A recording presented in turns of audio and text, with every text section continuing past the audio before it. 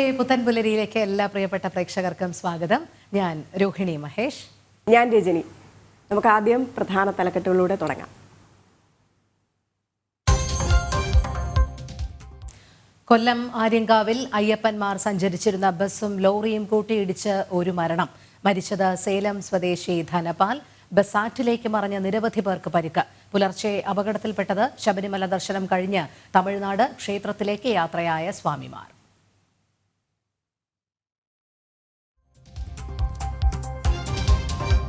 തിരുവനന്തപുരം ശിശുക്ഷേമ സമിതിയിൽ നടക്കുന്നത് കണ്ണില്ലാത്ത ക്രൂരത.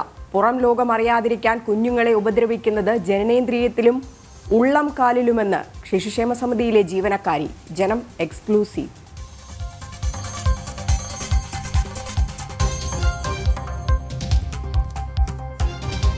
സംസ്ഥാനത്ത് പാഠപുസ്തകം അച്ചടിക്കലിന്റെ മറവിൽ കോടികളുടെ അഴിമതി. തമിഴ്നാട്ടിൽ നിന്ന് പേപ്പർ വാങ്ങിയതിൽ 100 കോടിയിലധികം രൂപയുടെ വെട്ടിപ്പെന്ന് പരാതി. കോടികളുടെ അഴിമതി, സ്റ്റോർ പർച്ചേസ് നിയമവും ടെൻഡർ നടപടികളും അട്ടിമറിച്ച്. ജനം എക്സ്ക്ലൂസീവ്.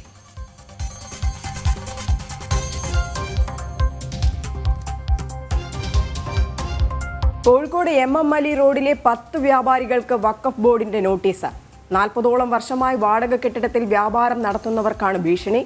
വടകരയിൽ ഹോട്ടൽ ഉടമയായ വയോധികൻ ശ്രീധരനും വഖഫ് നോട്ടീസ്.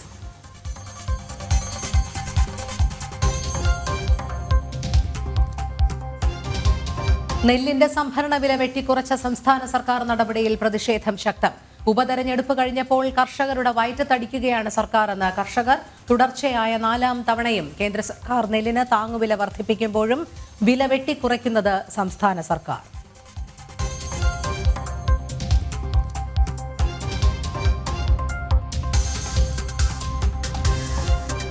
ഗുരുവായൂർ ക്ഷേത്രത്തിലെ ഏകാദശി ഉദയാസ്തമന പൂജ മാറ്റുന്നതിനെതിരായ ഹർജി കോടതി ഇന്ന് വീണ്ടും പരിഗണിക്കും. കേസിൽ കക്ഷി ചേരാനുള്ള ഓദിക്കന്മാരുടെയും ചെറളയം കോവിലകത്തിന്റെയും അപേക്ഷയും ഇന്ന് പരിഗണിച്ചേക്കും. ഉത്സവങ്ങളിലെ ആനെഴുന്നള്ളിപ്പുമായി ബന്ധപ്പെട്ട വിഷയവും ഇന്ന് ഹൈക്കോടതിയിൽ.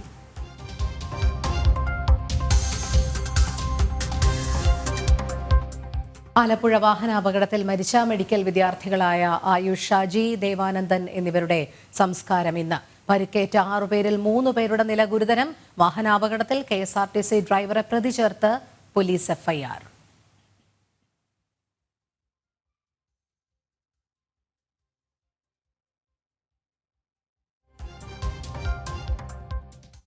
വിശദമായ വാർത്തകൾ നോക്കാം. രാവിലെ തന്നെ രജനി, ദുഃഖകരമായ ഒരു വാർത്തയിലേക്ക് തന്നെയാണ്. നമുക്കറിയാം, കഴിഞ്ഞ ദിവസത്തെ ആലപ്പുഴയിൽ കളർകോട് സംഭവിച്ച വാഹനാപകടത്തിന്റെ ഞെട്ടൽ നമുക്ക് ഇതുവരെ മാറിയിട്ടില്ല. കൊല്ലം ആര്യങ്കാവിൽ അയ്യപ്പന്മാർ സഞ്ചരിച്ചിരുന്ന ബസ്സും ലോറിയും കൂട്ടിയിടിച്ച് ഒരു മരണം. സേലം സ്വദേശി ധനപാലാണ് മരിച്ചത്. ബസ് ആറ്റിലേക്ക് മറിഞ്ഞ് നിരവധി പേർക്ക് പരിക്കുമുണ്ട്. ശബരിമല ദർശനം കഴിഞ്ഞ് തിരികെ തമിഴ്നാട്ടിലേക്ക് പോയ ബസ്സും കേരളത്തിലേക്ക് വന്ന ലോറിയുമാണ് കൂട്ടിയിടിച്ചത്. ഗുരുതരമായി പരിക്കേറ്റ 2 പേരെ തിരുവനന്തപുരം മെഡിക്കൽ കോളേജിലും 21 പേരെ പുനലൂർ താലൂക്ക് ആശുപത്രിയിലും പ്രവേശിപ്പിച്ചു. ഏകദേശം രാവിലെ 3:45 ഈ ആക്സിഡന്റ് ഇവിടെ സംഭവിച്ചത്. ആര്യങ്കാവ് റെയിൽവേ സ്റ്റേഷന് സമീപത്തായിട്ട് ആണ് ആക്സിഡന്റ് സംഭവിച്ചിരിക്കുന്നത്. ശബരിമലയിൽ പോയി അയ്യപ്പനെ കണ്ട് തൊഴുത ഭക്തന്മാർ തിരികെ തമിഴ്നാട്ടിലേക്ക് പോകുന്ന വഴി തമിഴ്നാട്ടിൽ നിന്നും ആര്യങ്കാവിലേക്ക് അമിത ലോഡുമായിട്ട് വന്നേക്കുന്ന ലോറിയാണ് ഈ അപകടത്തിന് കാരണമായിട്ടുള്ളത്. ഏതാണ്ട് 25ഓളം ആളുകൾ അയ്യപ്പ ഭക്തന്മാർ ബസ്സിൻ്റെ അകത്തുണ്ടായിരുന്നു. ഏതാണ്ട് 15-20ഓളം ആളുകൾക്ക് അയ്യപ്പ ഭക്തന്മാർക്ക് പരിക്കേറ്റിട്ടുണ്ട്. വാഹനം ഇടിച്ച് തോട്ടിലേക്കാണ് പോയിരിക്കുന്നത്. അതായത് അമിത ലോഡുമായിട്ട് വന്നേക്കുന്ന ലോറി ഈ വണ്ടിയെ ഇടിച്ച് തെറിപ്പിച്ച് തോട്ടിലേക്ക് തെറിപ്പിച്ചേക്കുവാണ്. അപ്പം നിരന്തരമായിട്ട് ഈ മേഖലയിൽ ആക്സിഡൻറ്റ് സംഭവിക്കുന്നുണ്ട്. ബന്ധപ്പെട്ട അധികാരികളുമായിട്ട് പലതവണ ചർച്ച ചെയ്തിട്ട് പോലും ഒരു പരിഹാരം കണ്ടെത്താൻ ഇതുവരെ സാധിച്ചിട്ടില്ല എന്നുള്ളതാണ് ഇതിൻ്റെ യാഥാർത്ഥ്യപരമായിട്ടുള്ള കാര്യം. മനോജ്, എങ്ങനെയാണ് ഈ അപകടം സംഭവിച്ചത്? പുലർച്ചെയാണ് ഇത്തരത്തിൽ ആര്യങ്കാവ് റെയിൽവേ സ്റ്റേഷന് സമീപം ഈ അപകടം ഉണ്ടാകുന്നത്. ശബരിമലയിൽ നിന്നും ദർശനം കഴിഞ്ഞ് തമിഴ്നാട്ടിലേക്ക് ക്ഷേത്രത്തിലേക്ക് പോയ ഭക്തരായിരുന്നു ആ ബസ്സിൽ ഉണ്ടായിരുന്നത്. 30 ഭക്തർ ഈ ബസ്സിൽ ഉണ്ടായിരുന്നതായാണ് വിവരം. അത് കഴിഞ്ഞ ശേഷം ഈ ആര്യങ്കാവ് എത്തിയ സമയത്താണ് ഇത്തരത്തിൽ തമിഴ്നാട് നിന്നും ലോഡ് കയറ്റി വന്ന ഒരു ലോറിയുമായി കൂട്ടിയിടിക്കുന്നത്. തുടർന്നാണ് ഈ ബസ് താഴ്ചയിലേക്ക് മറിഞ്ഞു പോയത്. ഇതിൽ ഒരാളാണ് മരിച്ചിട്ടുള്ളത്. നിലവിൽ സേലം സ്വദേശിയായിട്ടുള്ള ധനപാലാണ് മരിച്ചിട്ടുള്ളത്. മറ്റുള്ളവരെ ആശുപത്രിയിൽ പ്രവേശിപ്പിച്ചിട്ടുണ്ട്. ഇതിൽ തന്നെ 21 പേരാണ് ഇപ്പോൾ പുനലൂർ താലൂക്ക് ആശുപത്രിയിലുള്ളത്. ആദ്യം എല്ലാവരെയും പുനലൂർ താലൂക്ക് ആശുപത്രിയിലാണ് പ്രവേശിപ്പിച്ചത്. ഇതിൽ 2 പേരെ തിരുവനന്തപുരം മെഡിക്കൽ കോളേജ് ആശുപത്രിയിലേക്ക് എത്തിച്ചിട്ടുണ്ട്. ഇവരുടെ നില ഗുരുതരമാണെന്നാണ് അറിയാൻ സാധിച്ചത്. എന്തായാലും ഇത്രയധികം പേർക്ക് ഈ പരിക്കേറ്റിട്ടുണ്ട് എന്നുള്ളതാണ് പുലർച്ചയോടുകൂടി സംഭവിച്ച ഈ അപകടത്തിൽ. ലോറി തെറ്റായ ദിശയിൽ വന്നു എന്നുള്ളതാണ് പ്രാഥമികമായി ലഭിക്കുന്ന വിവരം. എന്തായാലും വലിയ തരത്തിലൊരു അപകടം തന്നെയാണ്, ദുഃഖകരമായിട്ടുള്ള ഒരു വാർത്ത തന്നെയാണ് പുലർച്ചെ ഉണ്ടാകുന്നത്. ഇതിൽ തന്നെ ശബരിമല ദർശനം കഴിഞ്ഞ ശേഷം തമിഴ്നാട് ക്ഷേത്രത്തിലേക്കായിരുന്നു ഇവരുടെ അയ്യപ്പ ഭക്തരുടെ യാത്ര. അതിനിടയിലാണ് ഇത്തരമൊരു അപകടം സംഭവിച്ചിരിക്കുന്നതെന്നാണ്. ആ ലോറി ഇടിച്ച് നിൽക്കുന്ന ദൃശ്യങ്ങളും അതോടൊപ്പം തന്നെ ഈ ബസ് മറിഞ്ഞ് താഴ്ചയിലേക്ക് കിടക്കുന്ന ആ ദൃശ്യങ്ങളൊക്കെ കണ്ടാൽ തന്നെ ആ അപകടത്തിന്റെ ആഘാതം എത്രയാണെന്ന് മനസ്സിലാക്കാൻ സാധിക്കും. എന്തായാലും നിലവിൽ ഒരു മരണമാണ് റിപ്പോർട്ട് ചെയ്തിട്ടുള്ളത്.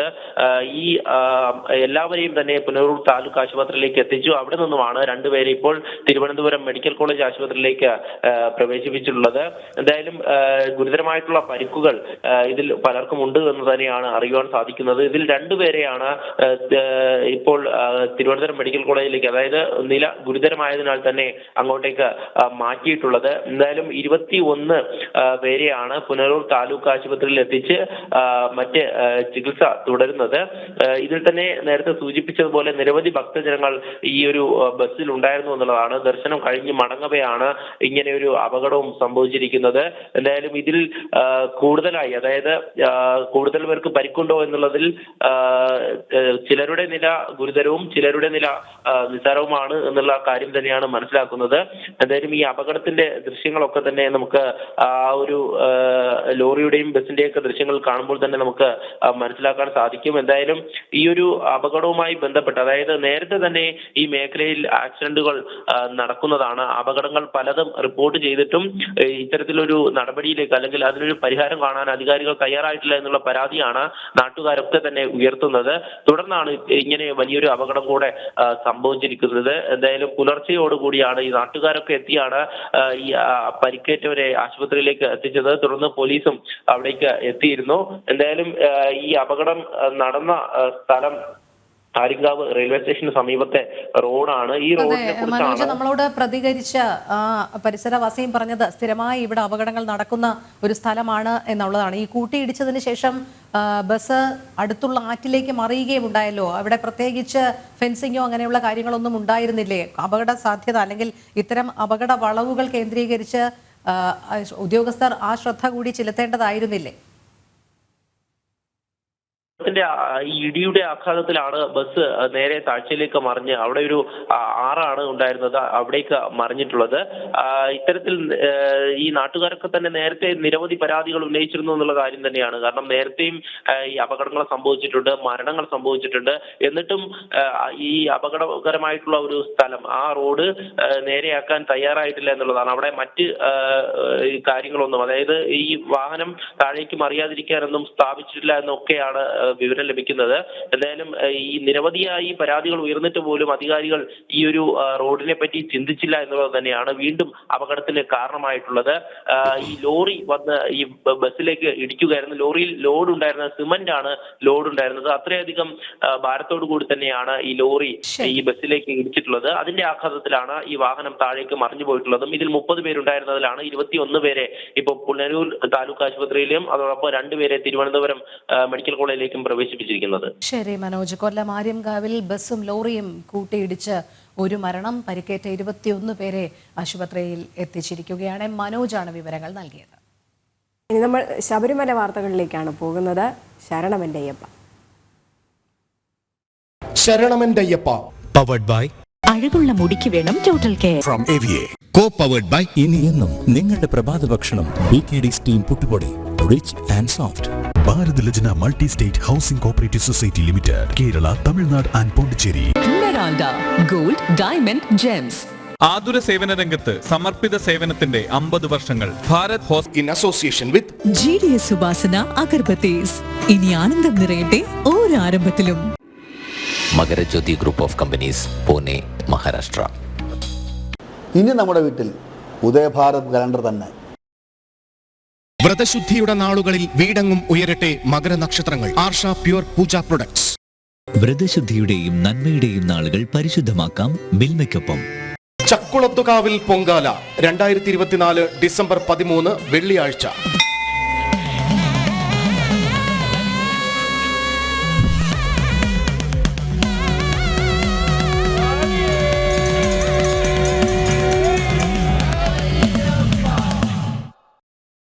ശബരിമലയിൽ ഇന്നും വൻ ഭക്തജന തിരക്ക് തന്നെയാണ്. കഴിഞ്ഞ ദിവസം 73,449 പേരാണ് ദർശനം നടത്തിയത്. കഴിഞ്ഞ ദിവസം മഴയെ തുടർന്ന് അടച്ച പരമ്പരാഗത കാനനപാത ഇന്ന് വീണ്ടും തുറക്കും. അഖിൽ പാലോട്ടുമഠം ചേരുന്നുണ്ട് സന്നിധാനത്ത് നിന്നും വിവരങ്ങൾ പങ്കുവയ്ക്കാൻ. അഖിൽ, നമസ്തേ, സ്വാമി ശരണം. കഴിഞ്ഞ ദിവസങ്ങളിലെ പോലെ തന്നെ ഈ പുലർവേളയിലും വലിയൊരു ഭക്തജന തിരക്ക് തന്നെ അനുഭവപ്പെടുന്നുണ്ട്. ഒപ്പം കഴിഞ്ഞ ദിവസങ്ങളിൽ മഴ ആയതിനെ തുടർന്ന്, ശക്തമായ മഴയെ തുടർന്ന് കാനനപാത അടച്ചിട്ടുണ്ടായിരുന്നു. ഇന്ന് അത് തുറക്കുമെന്നും പറയുന്നുണ്ട്.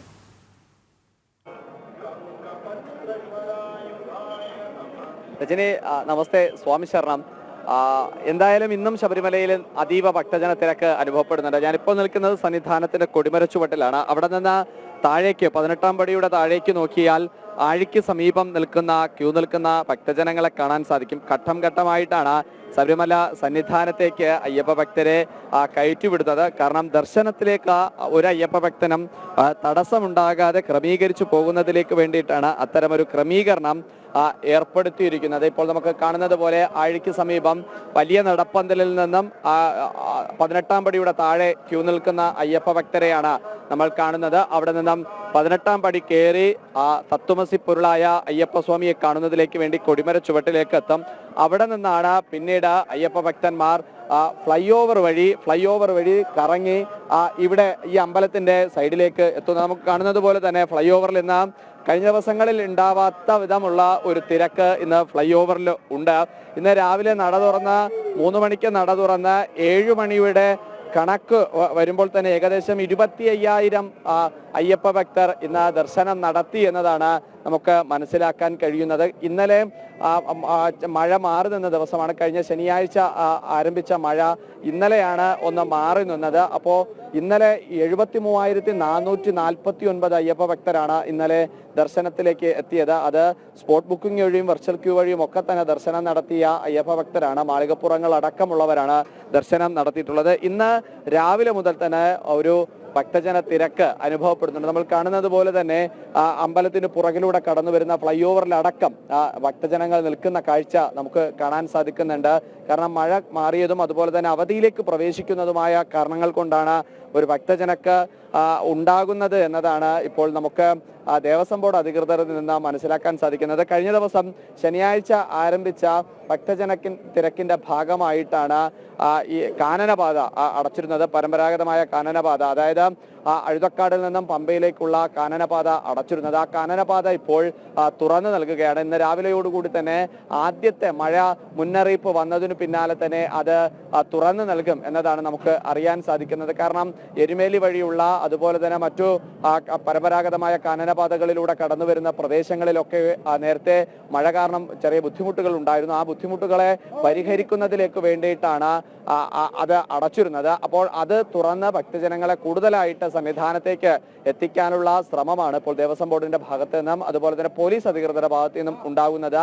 എന്തായാലും അയ്യപ്പസ്വാമിയെ കാണുന്നതിലേക്ക് വേണ്ടി ഇന്ന് നല്ല ഭക്തജന തിരക്ക് രാവിലെ നമുക്ക് അനുഭവപ്പെടുന്നുണ്ട്. എന്തായാലും ഉച്ചയോടുകൂടി ചിലപ്പോൾ ഭക്തജന തിരക്ക് ചിലപ്പോൾ കുറച്ചു കുറഞ്ഞേൽക്കാനുള്ള സാധ്യതയാണ് നിലനിൽക്കുന്നത്. കാരണം കഴിഞ്ഞ ദിവസങ്ങളിലൊക്കെ അങ്ങനെയായിരുന്നു. രാവിലെ, കാരണം ഇന്നലെ രാത്രി മല കയറി എത്തുന്ന അയ്യപ്പ ഭക്തരൊക്കെ തന്നെ ഈ വലിയമ്പലത്തിന് സൈഡിലേക്ക് കാത്തു നിൽക്കാറുണ്ട്. അവർ പുലർച്ചെയാണ് തിരിച്ചു മല കയറി എത്തുന്നത്. അപ്പോൾ അങ്ങനെ പുലർച്ചെ മല കയറി എത്തിയാൽ മാത്രമേ അഭിഷേകം കഴിച്ചവർക്ക് ഇറങ്ങാൻ സാധിക്കുള്ളൂ. അതുകൊണ്ട് തന്നെ അയ്യപ്പ ഭക്തരൊക്കെ വലിയമ്പലത്തിന് സൈഡിൽ വിരിവെച്ച് നിൽക്കാറാണ് പതിവ്. അതുകൊണ്ടായിരിക്കണം രാവിലെ ഇത്തരത്തിലൊരു ഭക്തജന തിരക്ക് ഉണ്ടാകുന്നത്. ഉച്ചയോടുകൂടി ചിലപ്പോൾ ഇത് കുറയുന്നത് സാധ്യതയാണ് കഴിഞ്ഞ 2 ദിവസങ്ങളിലൊക്കെ തന്നെ കാണാൻ സാധ്യതയുണ്ടായത്. അതുകൊണ്ട് എന്തായാലും ഭക്തജന തിരക്ക് ക്രമാതീതമായി കൂടുകയും കുറയുകയും ചെയ്താണ് ഈ കഴിഞ്ഞ 2 ദിവസമായും ശബരിമല സന്നിധാനത്ത് നമുക്ക് അനുഭവപ്പെടുന്നത്. എന്തായാലും അയ്യപ്പ സ്വാമിയെ കാണുന്നതിലേക്ക് വേണ്ടി, ഹരിഹരസുധനായ പൊന്നമ്പലവാസനെ കാണുന്നതിലേക്ക് വേണ്ടി ഭക്തജനങ്ങൾ എത്തുന്നു എന്നത് നമുക്ക് പങ്കുവയ്ക്കാൻ കഴിയുന്ന വാർത്തയാണ്. രജനി, ശരി. അയ്യന്റെ സന്നിധിയിലേക്ക് ഭക്തരുടെ ഒഴുക്ക് തന്നെയാണ് ഈ പുലർക്കാലത്ത് നമുക്ക് കാണാൻ കഴിയുന്നത്. സന്നിധാനത്ത് നിന്ന് വിവരങ്ങൾ പങ്കുവയ്ക്കുകയായിരുന്നു അഖിൽ പാലോട്ടുപടം. മറ്റൊരു വാർത്തയിലേക്ക് പോവുകയാണ്. ആലപ്പുഴ കളർകോടുണ്ടായ വാഹന അപകടത്തിൽ ചികിത്സയിൽ കഴിയുന്ന 6 മെഡിക്കൽ വിദ്യാർത്ഥികളിൽ 2 പേരുടെ നില ഗുരുതരമായി തുടരുന്നു. അപകടത്തിൽ മരിച്ച കുട്ടനാട് സ്വദേശി ആയുഷ് ഷാജിയുടെയും മലപ്പുറം സ്വദേശി ദേവാനന്ദന്റെയും സംസ്കാരം ഇന്ന് നടക്കും. അപകടം സംബന്ധിച്ച് ആലപ്പുഴ RTO ട്രാൻസ്പോർട്ട് കമ്മീഷണർക്ക് റിപ്പോർട്ട് സമർപ്പിച്ചു. ചികിത്സയിൽ കഴിയുന്നവർക്ക് ക്രിട്ടിക്കൽ കെയർ വിദഗ്ധന്റെ സേവനം ഉറപ്പാക്കും. നിഷ ദിലീപ് ചേരുന്നു. നിഷ, ആലപ്പുഴ കളർകോട് വാഹന അപകടത്തിൽ 2 പേരുടെ നില അതീവ ഗുരുതരമെന്ന് തന്നെയാണ് അറിയാൻ കഴിയുന്നത്. അതോടൊപ്പം മറ്റ് 2 പേരായ ആയുഷ് ഷാജിയുടെയും ദേവാനന്ദന്റെയും സംസ്കാര ചടങ്ങുകളും ഇന്ന് നടക്കും. അതുമായി ബന്ധപ്പെട്ട വിവരങ്ങൾ കൂടി.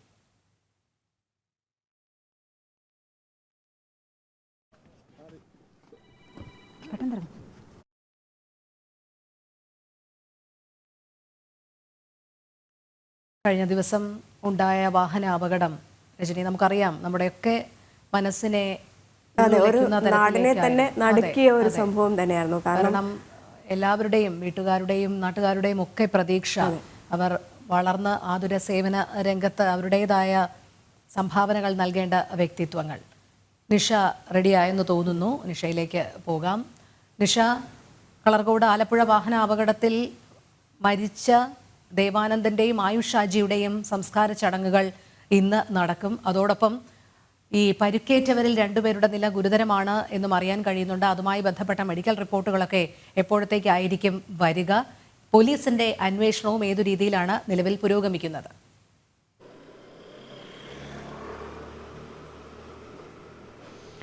രോഹിണി, അപകടത്തിൽ മരിച്ച 2 പേരുടെ ദേവനന്ദന്റെയും ഒപ്പം തന്നെ കുട്ടനാട് സ്വദേശി ആയുഷ് ഷാജിയുടെയും സംസ്കാരം ഇന്നാണ് നടക്കുന്നത്. ദേവനന്ദന്റെ സംസ്കാരം കോട്ടയത്തെ തറവാട്ട് വീട്ടിലും ആയുഷ് ഷാജിയുടേത് കുട്ടനാട് കാവാലത്തെ തറവാട്ട് വീട്ടിലുമാണ് നടക്കുന്നത്. ആയുഷ് ഷാജിയുടെ സംസ്കാരം രാവിലെ 10 മണിക്കാണ്. ദേവാനന്ദന്റെ സംസ്കാരം ഉച്ചയ്ക്ക് 2:30-ക്കുമാണ് നടക്കുക. രോഹിണി പറഞ്ഞതുപോലെ തന്നെ ഈ 6 പേർ ഇന്ന് പരിക്കേറ്റ് ആശുപത്രിയിൽ കഴിയുന്നുണ്ട്. ഇതിൽ 2 പേരുടെ നില ഗുരുതരമാണെന്നും ഒരാളുടെ നില അതീവ ഗുരുതരമാണെന്നുമാണ് ആശുപത്രി അധികൃതർ അറിയിച്ചിരിക്കുന്നത്. ഒരാളെ ബ്രെയിൻ സർജറിക്ക് വിധേയമാക്കിയിട്ടുണ്ട്. മറ്റൊരാളുടെ ബ്രെയിനിൽ മൾട്ടിപ്പിൾ ഫ്രാക്ചർ ഉണ്ട് എന്നാണ് ആശുപത്രി അധികൃതർ അറിയിച്ചിട്ടുള്ളത്. എന്തായാലും 3 പേരുടെ നില ഗുരുതരമായി തുടരുന്നു. ഇതിൽ ഒരാളുടെ നില അതീവ ഗുരുതരമാണ് എന്നും ആശുപത്രി വൃത്തങ്ങൾ അറിയിച്ചിട്ടുണ്ട്. ഇതുമായി ബന്ധപ്പെട്ട് മെഡിക്കൽ ബോർഡ് ഇന്ന് 10 മണിക്ക് മെഡിക്കൽ ബോർഡ് ചേരുന്നുണ്ട്. ഈ കുട്ടികളുടെ, അതായത് നിലവിൽ ചികിത്സയിലുള്ള 6 പേർക്കും ക്രിട്ടിക്കൽ കെയർ സംവിധാനം ഉൾപ്പെടെ നൽകാനുള്ള രീതിയിലാണ് മെഡിക്കൽ ബോർഡ് കഴിഞ്ഞ ദിവസം ചേർന്നത്. ക്രിട്ടിക്കൽ കെയർ വിദഗ്ധൻ കുട്ടികളെ ആശുപത്രിയിലെത്തി പരിശോധിച്ചിട്ടുണ്ട്. എന്തായാലും ഏത് രീതിയിലുള്ള അടിയന്തര ചികിത്സയും ലഭ്യമാക്കുന്ന രീതിയിൽ തന്നെയാണ് ആലപ്പുഴ വണ്ടാനം മെഡിക്കൽ കോളേജിൽ സജ്ജീകരണങ്ങളൊക്കെ ഏർപ്പാടാക്കിയിട്ടുള്ളത്. മറ്റൊന്ന്, KSRTC ഡ്രൈവറെ പ്രതിയാക്കി പോലീസ് FIR രജിസ്റ്റർ ചെയ്തിട്ടുണ്ട്. മനുഷ്യജീവന് നാശമുണ്ടാക്കുന്ന, ഹാനി വരുത്തുന്ന രീതിയിൽ വാഹനം ഓടിച്ചു എന്നതായിരുന്നു പോലീസ് KSRTC ഡ്രൈവർക്കെതിരെ എടുത്തിരിക്കുന്ന കേസ്. പക്ഷേ ഇത് ആദ്യഘട്ടം, അതായത് പ്രാഥമിക വിവരങ്ങൾ വെച്ചിട്ടാണ് ഈ ഒരു കേസ് എടുത്തിരിക്കുന്നത്. പിന്നീട് CCTV ദൃശ്യങ്ങളും ദൃക്സാക്ഷികളുടെ മൊഴികളും ഒക്കെ ഉണ്ടായിരുന്നു. അതിനുശേഷം ഈ FIR രജിസ്റ്റർ ചെയ്തതിലും ഈ ഡ്രൈവർക്കെതിരെ എടുത്ത കേസിലും ചില മാറ്റങ്ങൾ വരുമെന്നും പോലീസ് അറിയിച്ചിട്ടുണ്ട്. ഇന്നിപ്പോൾ 10 മണിയോടുകൂടി മെഡിക്കൽ ബോർഡ് യോഗം ചേരും. നിലവിലെ ഈ ചികിത്സയിലുള്ള ഗുരുതരാവസ്ഥയിൽ കഴിയുന്നവരുടെ ഇപ്പോഴത്തെ നില വിലയിരുത്താനായി 10 മണിയോടുകൂടി മെഡിക്കൽ ബോർഡ് യോഗം ചേരുന്നുണ്ട്. അവർക്ക് ഏത് രീതിയിലുള്ള ചികിത്സയും ആലപ്പുഴ മെഡിക്കൽ കോളേജിൽ വെച്ച് തന്നെ ലഭ്യമാക്കുന്ന ആ ഒരു രീതിയിലാണ് ചികിത്സാ സംവിധാനങ്ങൾ മുന്നോട്ട് പോകുന്നത്. മാത്രമല്ല, മറ്റൊരു പ്രധാന കാര്യം, ഇന്നലെ ഈ അപകടം സംബന്ധിച്ച് മോട്ടോർ വാഹന വകുപ്പ് ട്രാൻസ്പോർട്ട് കമ്മീഷണർക്ക് റിപ്പോർട്ട് നൽകിയിട്ടുണ്ട്. പ്രധാനമായും 4 കാര്യങ്ങളാണ് ഈ റിപ്പോർട്ടിൽ പറഞ്ഞിരിക്കുന്നത്. അതായത് അപകടമുണ്ടായത് മഴയത്ത് റോഡിൽ വെള്ളം കെട്ടിക്കിടക്കുന്നു, വെളിച്ചക്കുറവ്, അമിതഭാരം, ഒപ്പം തന്നെ ഡ്രൈവറുടെ ഒരു എക്സ്പീരിയൻസ് കുറവ്. ഇത്രയും കാര്യങ്ങളാണ് അപകടത്തിലേക്ക് നയിച്ചതെന്നാണ് ആലപ്പുഴ RTO ട്രാൻസ്പോർട്ട് കമ്മീഷണർക്ക് നൽകിയ റിപ്പോർട്ടിൽ പറയുന്നത്. എന്തായാലും ആ വാഹനത്തിൽ, അതായത് 8 പേർ കയറേണ്ട വാഹനത്തിൽ 11 പേർ കയറി. അമിത ഭാരം, ഡ്രൈവറുടെ എക്സ്പീരിയൻസ് കുറവ്, അതായത് ബ്രേക്ക് സംവിധാനങ്ങളിൽ ഉണ്ടായ പാളിച്ച, പെട്ടെന്ന് വണ്ടി ബ്രേക്ക് പിടിച്ചപ്പോൾ നിയന്ത്രണത്തിലാക്കാൻ ഡ്രൈവർക്ക് കഴിഞ്ഞില്ല. ഇതൊക്കെ തന്നെയാണ് പ്രധാനമായും RTO നൽകിയ റിപ്പോർട്ടിൽ പറയുന്നത്. എന്തായാലും ദാരുണമായ ഒരു അപകടം. അതിൻ്റെ ഇരകളായി 5 മെഡിക്കൽ വിദ്യാർത്ഥികൾ മരിക്കുകയും ഒപ്പം തന്നെ 6 പേർ ചികിത്സയിൽ തുടരുകയും ചെയ്യുന്നു. ഈ 6 പേരിൽ 3 പേരുടെ നില ഗുരുതരമായി തുടരുന്നു. ഇതിൽ ഒരാളുടെ നില അതീവ ഗുരുതരമെന്ന് ഇന്നലെ ആരോഗ്യമന്ത്രിയും ഒപ്പം തന്നെ ആശുപത്രി അധികൃതരും അറിയിച്ചിട്ടുണ്ട്. ഈ അതീവ ഗുരുതരാവസ്ഥയിൽ കഴിയുന്ന വിദ്യാർത്ഥിക്ക് ക്രിട്ടിക്കൽ കെയർ ഇവർ 3 പേരും വെന്റിലേറ്ററിലാണ് എന്നുള്ള കാര്യം കൂടി നമുക്ക് ഓർക്കേണ്ടതുണ്ട്. അതീവ ഗുരുതരാവസ്ഥയിൽ കഴിയുന്ന കുട്ടിയുടെ നിലയാണ് കാര്യമായി തന്നെ നിരീക്ഷിച്ചുകൊണ്ടിരിക്കുന്നത്. ക്രിട്ടിക്കൽ കെയർ വിദഗ്ധന്റെ സേവനം ആലപ്പുഴ മെഡിക്കൽ കോളേജ് ആശുപത്രിയിൽ ഏർപ്പെടുത്തിയിട്ടുണ്ട്. ക്രിട്ടിക്കൽ കെയർ വിദഗ്ധൻ ഈ 3 അതായത് ഗുരുതരാവസ്ഥയിലുള്ള 3 വിദ്യാർത്ഥികളെയും നിരീക്ഷിച്ചുകൊണ്ടിരിക്കുകയാണ്. എന്തായാലും അതിദാരുണമായ അപകടം കഴിഞ്ഞ ദിവസം രാത്രി 9:30 ഉണ്ടായത്. ആലപ്പുഴ മെഡിക്കൽ കോളേജിലെ MBBS വിദ്യാർത്ഥികളായ 5 പേർ മരിക്കുകയും 6 പേർക്ക് പരിക്കേൽക്കുകയും ചെയ്തിട്ടുണ്ട്. രോഹിണി. ശരി നിഷ, ആലപ്പുഴ വാഹന അപകടത്തിൽ പരിക്കേറ്റ 3 പേരുടെ നില ഗുരുതരം എന്ന് തന്നെയാണ് ഏറ്റവും ഒടുവിലായി അറിയാൻ കഴിയുന്നത്. ദേവാനന്ദന്റെയും ആയുഷ് ഷാജിയുടെയും സംസ്കാര ചടങ്ങുകൾ ഇന്ന് നടക്കും. തിരുവനന്തപുരം ശിശുക്ഷേമ സമിതിയിൽ നടക്കുന്നത് കണ്ണില്ലാത്ത ക്രൂരത. സമാനമായ രീതിയിൽ കുട്ടികളെ മുറിവേൽപ്പിക്കുന്നതും ഉപദ്രവിക്കുന്നതും പതിവെന്ന് ശിശുക്ഷേമ സമിതിയിലെ ജീവനക്കാരി. കുഞ്ഞുങ്ങളുടെ ജനനേന്ദ്രിയത്തിലും ഉള്ളം കാലിലും മർദ്ദിക്കുന്നത് പുറത്തുനിന്ന് വരുന്നവരുടെ ശ്രദ്ധയിൽപ്പെടാതിരിക്കാനാണ്. അമ്മ എന്ന പേരിൽ ശിശുക്ഷേമ സമിതിയിൽ നടക്കുന്ന ക്രൂരതയുടെ വെളിപ്പെടുത്തൽ ജനൻ TVയോട് വ്യക്തമാക്കിയിരിക്കുകയാണ്, തുറന്നു പറഞ്ഞിരിക്കുകയാണ് അവിടുത്തെ ജീവനക്കാരി. ആ ഒരു പ്രതികരണം കൂടെ നമുക്ക് കേൾക്കാം. കഴിഞ്ഞ ദിവസം കേരളത്തെ ഞെട്ടിക്കുന്ന ഒരു ക്രൂരമായ വാർത്തയാണ് പുറത്തു വന്നത്. CWCയിൽ, അതായത് ശിശുക്ഷേമ സമിതിയിൽ 2.5 വയസ്സുകാരിയായ കുഞ്ഞിന്റെ ജനനേന്ദ്രിയത്തിൽ മുറിവേൽപ്പിച്ച ആയമാരുടെ വാർത്ത. ആയമാർ ഇപ്പോൾ പോലീസ് കസ്റ്റഡിയിൽ അറസ്റ്റിലൊക്കെ ആയിട്ടുണ്ട്. അതായത് 2015 മുതൽ ശിശുക്ഷേമ സമിതിയിൽ ആയായിട്ട് ജോലി ചെയ്ത അവിടുത്തെ ഒരു ജീവനക്കാരി നമ്മോടൊപ്പം ചേർന്നുണ്ട്. അവിടെ നടക്കുന്നത്, അതായത് അവിടെ കുട്ടികളോട് നടക്കുന്നത് ഇതിനേക്കാളും ക്രൂരമായ കാര്യങ്ങളെന്നാണ് അമ്മയായിട്ട് ജോലി ചെയ്ത ആയ നമ്മളോട് പ്രതികരിക്കുന്നത്. ചേച്ചി, എത്ര വർഷമായി ചേച്ചി ഈ CWCയിൽ ജോലി ചെയ്യുന്നു? ഞാനിങ്ങനെ 2-3 വർഷം കൊണ്ട് പോയി. പക്ഷെ എനിക്ക് സ്ഥിരമായിട്ട് പോകാൻ പറ്റത്തില്ല. മോൾക്ക് സുഖമില്ലാതാകൊണ്ട് എനിക്ക് പോകാൻ പറ്റത്തില്ല. പക്ഷേ ഇന്ന് കണ്ട വാർത്ത പോലെ തന്നെ അവിടെ സ്ഥിരം നടക്കുന്നതാണ്. സ്ഥിരം എന്ന് വെച്ചാൽ സ്ഥിരം നടക്കുന്നത്. ഞാൻ ഇതിനെതിരെ പ്രതികരിച്ചിട്ടുമുണ്ട്. ഒരു ആൺകൊച്ചിൻ മൂത്രം ഒഴിക്കുന്ന സ്ഥലത്താണ് ഒരാള് ഞാൻ വേറൊരു കുഞ്ഞു അവയെ കൊണ്ട് കഴുകാൻ പോയപ്പോഴാണ് അത് ഞാൻ കണ്ടത് സീന്. അവിടെ എന്താ ചേച്ചി എന്ന് കണ്ടേ? അവര് മൂത്രം ഒഴിക്കുന്ന സ്ഥലത്ത് കൊച്ചിനെ മൂത്രം ഒഴിക്കുന്ന ആ സ്ഥലത്തല്ല, ആ സാധനത്തിന് ഞെക്കി. അപ്പൊ ഞാൻ അപ്പഴി എന്നെ ചോദിച്ചു, ചേച്ചി എന്തിനാ ചേച്ചി ഇങ്ങനെ ചെയ്തേന്ന് കേട്ട്, നിങ്ങൾക്ക് മക്കളില്ലേന്ന് കേട്ട്. തിരിച്ച് ഞാൻ അവിടെ ഉണ്ടായിരുന്ന സിസ്റ്ററിന്റെ അടുത്ത് പോയി പറഞ്ഞ് ഞാൻ പറയും, സിസ്റ്ററിനും അവരുടെ കല്യാണ മക്കളൊന്നുമില്ല, എനിക്ക് ഒരു കൊച്ചുണ്ട് സിസ്റ്ററെ, പക്ഷെ ഇങ്ങനെ ചെയ്യരുത്. നമ്മൾ ഈ പൈസ വാങ്ങിച്ചിട്ടാണ് ഭക്ഷണം വരെ കഴിക്കുന്നത്. നമ്മുടെ വീട്ടിൽ വരെ പൈസ ഉപയോഗിച്ചിട്ടാണ് ഈ കൊച്ചിനെ നോക്കണത്. തീട്ടം കഴിവണ പൈസ വെച്ചിട്ട് നമ്മൾ നടക്കുന്നത്. പക്ഷെ ഇങ്ങനെ ചെയ്യാൻ പാടില്ല, ദൈവം എന്ന് പറഞ്ഞ ഒരാൾ കണ്ടുകൊണ്ടിരിക്കുകയാണെന്ന്. ഞാനിത് പറഞ്ഞതിന് അവിടെയുള്ള എല്ലാ സ്റ്റാഫുകളും എനിക്കെതിരെ തിരിഞ്ഞു. എന്ന് വെച്ചാൽ അവർക്കത് പറയാൻ പാടില്ല. ഇപ്പം നമ്മൾ തെറ്റ് ചെയ്ത് കണ്ടു കഴിഞ്ഞാൽ അവർ പറയും, അതിനെന്തിനാണ് നിങ്ങൾ ഒരാളെ ജോലി പോയിട്ട് നിനക്ക് എന്തോന്നാണ് കിട്ടാൻ? ഇതൊക്കെയാണ് അവർ ചോദിക്കുന്ന ചോദ്യം. 1-2 പേരാണോ ഇങ്ങനെ കുട്ടികളെ ഉപദ്രവിക്കുന്നത്? അവിടെ സ്ഥിരം വെച്ച് നടത്തുന്നത് കുറേ പേരുണ്ട്. നല്ല രീതിയിൽ ക്രൂരമായിട്ട് അവർ മർദ്ദിക്കും എന്ന് വെച്ചാൽ നമ്മുടെ എല്ലാം ഈ കാണാത്ത ഭാഗത്തെ അവർ ചെയ്യുള്ളൂ. ചീപ്പ് വരെ ഇട്ട് അതൊന്നും പറയാൻ പറ്റൂല. ഒരു പെൺകൊച്ചു അനു എന്ന് പറഞ്ഞൊരു കൊച്ചുണ്ട്. അത് കൊച്ചു മന്ദബുദ്ധിയ. അപ്പൊ ആ കൊച്ചിനെ എനിക്ക് അത് ഇന്നും ഞാൻ മറക്കൂല. അത് ഇവിടെ ഒന്ന് നല്ല വെളുത്ത ഒരു കൊച്ചാണ്, തൊടയിൽ ചീപ്പ് വെച്ച് അടിച്ചു. ഞാൻ അത് വിനീത മേഡത്തിന്റെ കൂടെ ഞാൻ പറഞ്ഞു. എന്നിട്ട് ചോദിച്ചാൽ ആരാണെന്ന് ചോദിച്ചു. അപ്പൊ ഞാൻ പറഞ്ഞു, മേഡം ഞാൻ പറഞ്ഞിട്ടും കാര്യമില്ല, ലാസ്റ്റ് എനിക്കായിരിക്കും ഇത് പണിയാവുന്നത്, അതുകൊണ്ട് ഞാൻ പറയുന്നില്ല. പക്ഷെ അത് നിങ്ങളൊന്ന് നോക്കണമെന്ന് ഞാൻ വിനീത മേഡത്തിന്റെ കൂടെ ഞാൻ പറഞ്ഞിട്ടുണ്ടായിരുന്നു. പറഞ്ഞിട്ടുണ്ട്. അവിടെ CCTV ഉണ്ടെങ്കിൽ ഇവരെല്ലാം മറ്റേ ഈ കുളിമുറിയിൽ പോകുമ്പോഴാണ് ഇതെല്ലാം ചെയ്യുന്നത്. സിന്ധു അവരൊക്കെ നല്ല വൃത്തിയാ കൊടുക്കണവരാ. സിന്ധുവും കൊടുക്കും, മഹേശ്വരിയും കൊടുക്കും, എല്ലാവരും കൊടുക്കണ വ്യക്തികളാണ്. അവരെല്ലാരും കൊടുക്കും. അതാരും കാണൂലെന്നേ ഉള്ളൂ. അരുൺ ഗോപി സാറ് പറയുമായിരിക്കും ഒരു നുള്ളായിരിക്കുമെന്ന്, പക്ഷെ അതങ്ങനെ അല്ല. കുട്ടികളെ തുണി അഴിച്ചിട്ട് നോക്കുമ്പോൾ അറിയാം. അതായത് നമ്മളാരും കാണാത്ത ഭാഗത്തെ അവർ ചെയ്യുള്ളൂ, കാണാത്ത ഭാഗത്ത്. ഇത് ഇപ്പം നേരത്തേക്ക് ആണെങ്കിൽ മായ എന്നുള്ളൊരു കൊച്ചുണ്ടോ, ആ കൊച്ചിന് ഭയങ്കര ചട്ടമ്പിയ എന്ന് വെച്ചാൽ ഭയങ്കര ചട്ടമ്പിയ. നമ്മൾ എത്ര അടി കൊടുത്താലും പിടി കൊടുത്താൽ എത്രയാണെങ്കിലും നമ്മളെ കൈ നിൽക്കൂല. അങ്ങനത്തെ ഒരു കൊച്ചിന്, ആ കൊച്ചിനെ വിട്ട് മറ്റുള്ള കൊച്ചിനെ അടുപ്പിച്ചിട്ട് ഇപ്പം വേറെ അമ്മമാര് ഈ കൊച്ചിന് വേറെ നുള്ളു കൊടുത്തിട്ട് വരാം, അയ്യോ അത് മായ നുള്ളിയതാണ്. അതെ അങ്ങനെ. ഈ അനു എന്ന് പറയുന്ന കൊച്ചപ്പോ അത് ഞാൻ പ്രസവിച്ചിട്ട് കൊണ്ടിട്ടതെന്നാണ് വരെ ഒടുക്കം പറഞ്ഞ്. എന്ന് വെച്ചാൽ എൻ്റെ കൂടെ അവള് ഭയങ്കര താല്പര്യം, എൻ്റെ കൂടെ അവള് ഭയങ്കര അറ്റാച്ച്മെന്റ് ആയിരുന്നു. അപ്പം പറഞ്ഞു നീ പ്രസവിച്ചിട്ട് കൊണ്ടിട്ടതാണോ ചോദിച്ചു. ഞാൻ പറഞ്ഞു എനിക്ക് ഒരെണ്ണം വീട്ടിലുണ്ട്. പക്ഷെ അതെന്തോ ആ കൊച്ചെൻ്റെ ഭയങ്കര ഇവിടൊക്കെ ലാസ്റ്റ് ഞാൻ പ്രാർത്ഥിച്ചിരുന്നു എങ്ങനെയെങ്കിലും ആ കൊച്ചു പോണേ. കുട്ടികൾ ആരടുത്തും പരാതി പറയൂലേ? കുട്ടികള് ഈ അമ്മ വീട്ടിലുള്ള കുട്ടികള് ഇപ്പോ പറയാൻ തുടങ്ങി. എന്ന് വെച്ചാൽ അവര് പറയും, അവർക്ക് കുറെ കൂടി അറിവായി. പിന്നെ മറ്റുള്ള കൊച്ചു കുട്ടികൾ ഇതേപോലെ അമ്മ അച്ഛന്ന് ഇങ്ങനെ പറയും, 5 വയസ്സല്ലേ ഇവര്, അയ്യോ ശരി തന്നെ, 5 വയസ്സ് കഴിഞ്ഞ അവരൊക്കെ ആണെങ്കിൽ ഓടിയും ഇത് മൂത്രം ഒഴിക്കുകയും അങ്ങനെയൊക്കെ ചെയ്യുമല്ലോ. അപ്പൊ അവർ ഞാൻ പറഞ്ഞില്ലേ നുള്ളടാതായിരുന്നാലും അടിക്കണതാണെങ്കിൽ അവർ ആ സ്ഥാനത്തേ കൊടുക്കും. പിന്നെ ഈ കാലിന്റെ ഉള്ളംകാല് അത് കൊടുക്കും. അതൊക്കെ അവർക്കൊരു ഞാക്കുണ്ട്, എനിക്കറിയാം. ഞാൻ ഇങ്ങനെയൊക്കെ നോക്കിക്കൊണ്ടൊക്കെ നിൽക്കും, അറിഞ്ഞൂടെ അതെങ്ങനെ ഇത് ചെയ്യും. പഴയ സ്റ്റാഫുകള് പുതിയ കുട്ടികളോടെ പറയും, എന്റെ കൂടെ പറഞ്ഞിട്ടുണ്ട്. ഞാൻ ഫസ്റ്റ് ഒക്കെ പോയപ്പോ എന്നോട് പറഞ്ഞു അതൊരു ഞാക്കുണ്ട്, അതൊരു ഞാൻ പറഞ്ഞു എനിക്ക് അതൊന്നും വേണ്ട. ഉള്ളംകാലൊക്കെ ജയിൽ ഉള്ളംകാല് കൊടുക്കും. അതെനിക്ക് ഇപ്പോഴാണ് ഓർമ്മ വന്നത്. ഉള്ളംകാല് കൊടുക്കും. അവര് പറഞ്ഞു ഇങ്ങനെ ഇങ്ങനെ ഇങ്ങനെ ഇരുന്നിട്ട് ഇങ്ങനെ ആക്കണമെന്ന് പറയും അവര്. നോവിക്കും.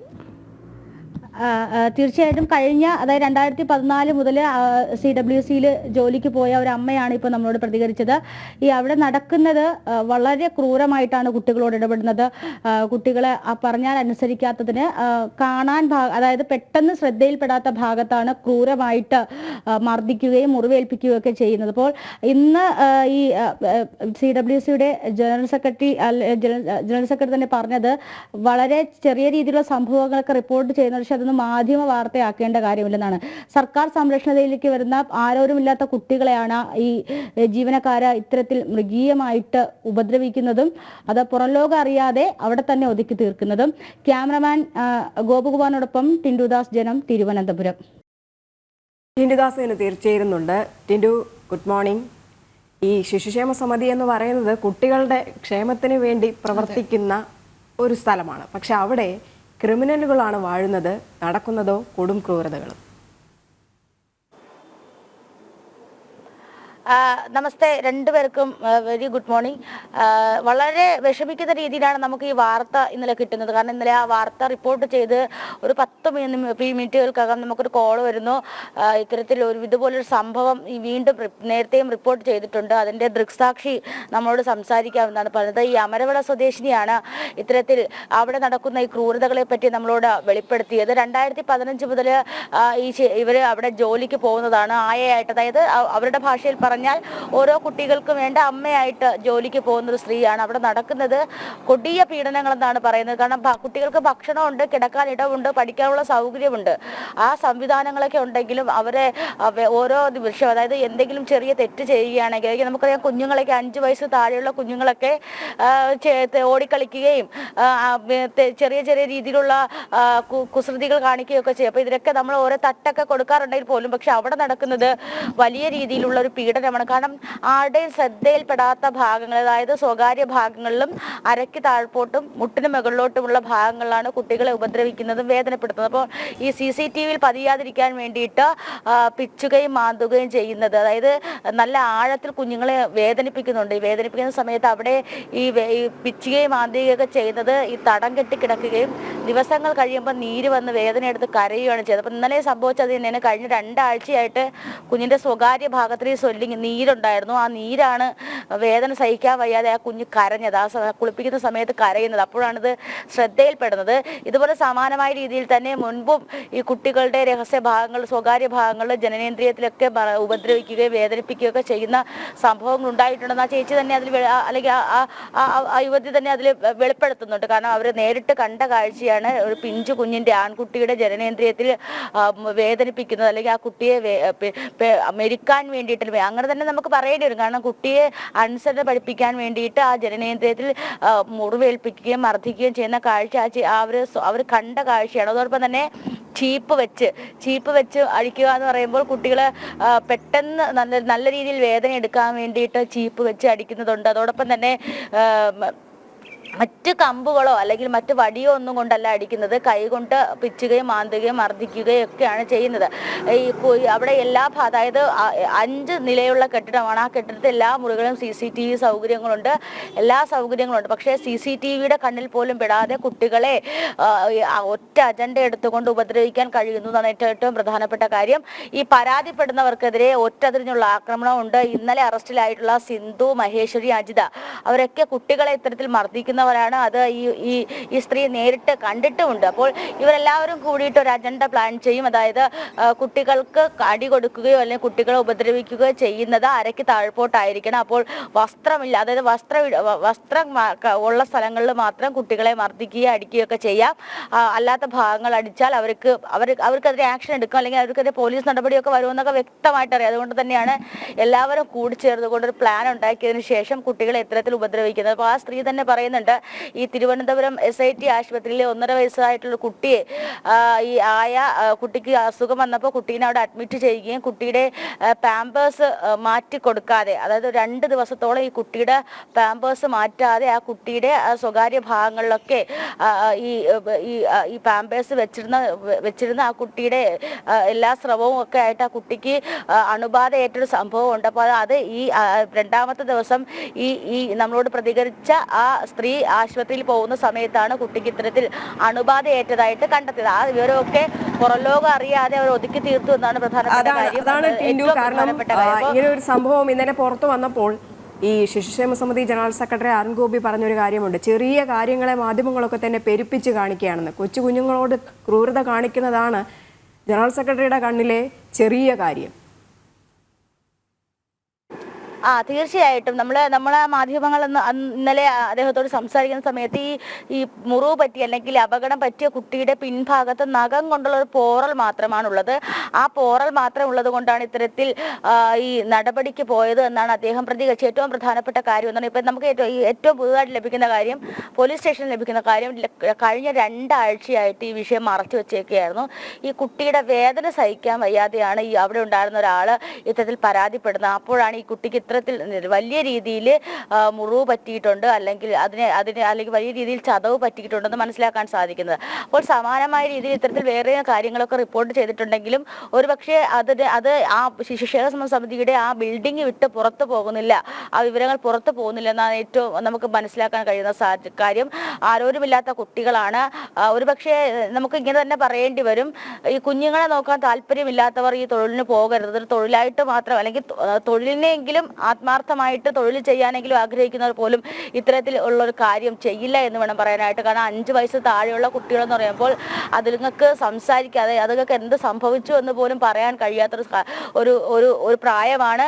അതോടൊപ്പം തന്നെ അത് അങ്ങനത്തെ ഒരു ചുറ്റുപാടിലാണ് ആ കുട്ടികൾ വളർന്നത്. കാരണം ഈ ശിശുക്ഷേമ സമിതിയെ സംബന്ധിച്ചിടത്തോളം ഓരോ ബിൽഡിങ്ങുകളിലായിട്ടാണ് കുട്ടികൾ താമസിക്കുന്നത്. കുട്ടികൾക്ക് പുറത്ത് പോകാനോ മറ്റുള്ള ആൾക്കാരുമായിട്ട് ഇടപഴകാനോ അല്ലെങ്കിൽ കുട്ടികൾക്ക് മറ്റു കുട്ടികളെ പോലെ സ്വയസിദ്ധമായിട്ട് കളിച്ച് വളരാനുള്ള സൗകര്യങ്ങളൊന്നുമില്ല. അപ്പോൾ ആ കുട്ടികൾ ആ പരിമിതിക്കുള്ളിൽ നിന്ന് വളരുമ്പോൾ ആ കുട്ടികൾക്ക് എന്ത് സംഭവിച്ചു എന്ന് പോലും പറയാൻ കഴിയാത്ത, അല്ലെങ്കിൽ ആ കുട്ടികൾക്ക് എന്ത് സംഭവിച്ചു എന്ന് പോലും മറ്റുള്ളവരോട് ഷെയർ ചെയ്യാൻ കഴിയാത്തൊരു സാഹചര്യമാണ്. അപ്പോൾ അത് വേദന സഹിക്കാൻ വയ്യാതെ പല കുട്ടികളും ഇത്തരത്തിൽ കുളിമുറിയിൽ കുളിപ്പിക്കാൻ കൊണ്ടുപോകുന്ന കരയുന്ന ഒരു സാഹചര്യമുണ്ട്. അതോടൊപ്പം തന്നെ നമ്മൾ ചേച്ചി അല്ലെങ്കിൽ ആ സ്ത്രീ പറഞ്ഞൊരു കാര്യമുണ്ട്, ഈ മറ്റു കുട്ടികളെ കൊണ്ട് ഉപദ്രവിപ്പിക്കുക എന്നൊരു സാധനം, ഏറ്റവും കുസൃതിയുള്ള കുട്ടികളെ കൊണ്ട് ഉപദ്രവിക്കുക. അപ്പോൾ തന്നെ അത് സോൾവ് ചെയ്യപ്പെടാം. ആര് ഉപദ്രവിച്ചു, അത് ഇന്ന ആള് അല്ലെങ്കിൽ ആ മറ്റേ കുട്ടി ഉപദ്രവിച്ചു, 2 കുട്ടികൾ തമ്മിലുള്ള പ്രശ്നം അത് അങ്ങനെ അങ്ങ് സോൾവ് ചെയ്തത്. അപ്പം ഈ കുഞ്ഞു കുട്ടികളോടാണ് ഇത്തരത്തിൽ വൈരാഗ്യ ബുദ്ധിയോടും അക്രമ ബുദ്ധിയോടും കൂടി പ്രവർത്തിക്കുന്നതാണ് ഏറ്റവും ദുഃഖകരമായിട്ടുള്ള കാര്യം.